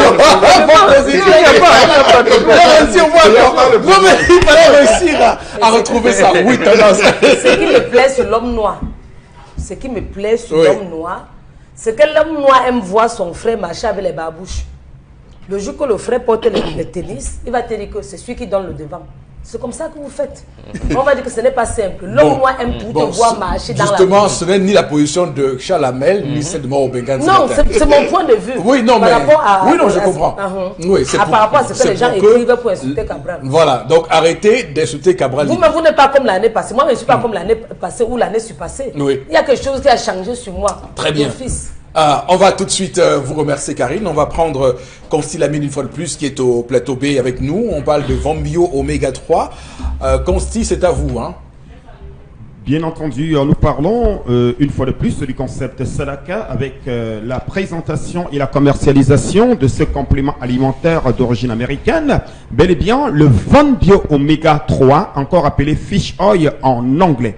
Alors, le Vambio Oméga 3, comme j'aime si bien le dire, hein, est un complément alimentaire pas comme les autres. Il permet de réduire les complications du diabète, de prévenir les AVC, de réguler le taux de cholestérol dans le sang, de réduire naturellement la pression artérielle pour ceux qui ont les problèmes de tension. C'est un complément alimentaire important pour, bien entendu, hein, réguler le taux de cholestérol, réduire naturellement la pression artérielle. Le Vambio Oméga 3 permet également d'assouplir les articulations. Il permet également de favoriser la guérison des inflammations, bien entendu. Voilà donc quelques avantages liés à la consommation régulière de ce complément alimentaire qui est sans effet secondaire dans l'organisme et qui n'empêche pas la prise des autres médicaments. Et vous retrouverez dans une boîte comme celle-ci 30 gélules dans une boîte entièrement scellée, et c'est une gélule par jour pendant le repas. Donc une boîte fera pratiquement un mois, bien entendu, à condition de prendre une gélule par jour pendant le repas. Alors revenons rapidement sur le prix qui s'affiche déjà à l'écran. Vous avez désormais votre boîte de 30 gélules de Vambio Oméga 3 à 5500 francs. Le temps de rappeler nos téléspectateurs que le prix officiel du Vambio Oméga 3 est de 6000 francs pour ce qui est du Cameroun et plus de 10 000 francs pour les autres pays africains. Mais dans le concept Salaka et au magasin 1001 tapis, ceux des clients qui sont intéressés par ce complément alimentaire débourseront la somme de 5500 francs pour une boîte de 30 gélules. Profitez de ce prix très promotionnel, profitez de ce prix préférentiel pour avoir une boîte de Vambio Oméga 3 au prix de 5500 francs seulement. À côté bien sûr du Vambio Oméga 3, on parle également d'un lait de toilette pour diabétiques. Votre peau, elle est délicate, elle est sensible. Les laboratoires Celorex ont mis à la disposition de tous les diabétiques un lait de toilette propre pour leur peau. C'est bel et bien Vambio Lotion que vous retrouverez également du côté du magasin 1001 tapis au prix de 6000 francs pour une grande contenance de votre lait de toilette pour diabétiques. Je dis bien 6000 francs. Et comment l'utiliser? Vous l'appliquerez 3 fois par jour sur le pied, sur les pieds et le reste du corps. Vraiment que pour ce qui est de la présentation de ces deux produits de santé, à savoir le Vambio Oméga 3 qui est vendu à 5500 francs et votre Vambio Lotion vendu à 6000 francs du côté du magasin 1001 tapis qui est situé en plein cœur de Douala, en face du palais d'Ika, à l'entrée de la rue Mermoz. Et ceux qui nous regardent hors de la ville de Douala et qui sont intéressés par ce produit pourront tout simplement nous appeler et bénéficier d'une livraison à domicile. Merci beaucoup. Merci Consti Lamine. Madame, Messieurs, c'est ici que prend fin cette autre édition de votre magazine républicain 10-12 Le Zénith. Le seul lundi 18 mars 2019, on suivra de très près ce que va dire Tibor Nagui, le sous-secrétaire d'État américain pour les affaires africaines après son échange avec le président Paul Biya. Et peut-être demain, nous ferons les commentaires sur ce qu'il aura dit. Passez une très bonne journée. Que Dieu bénisse le Cameroun.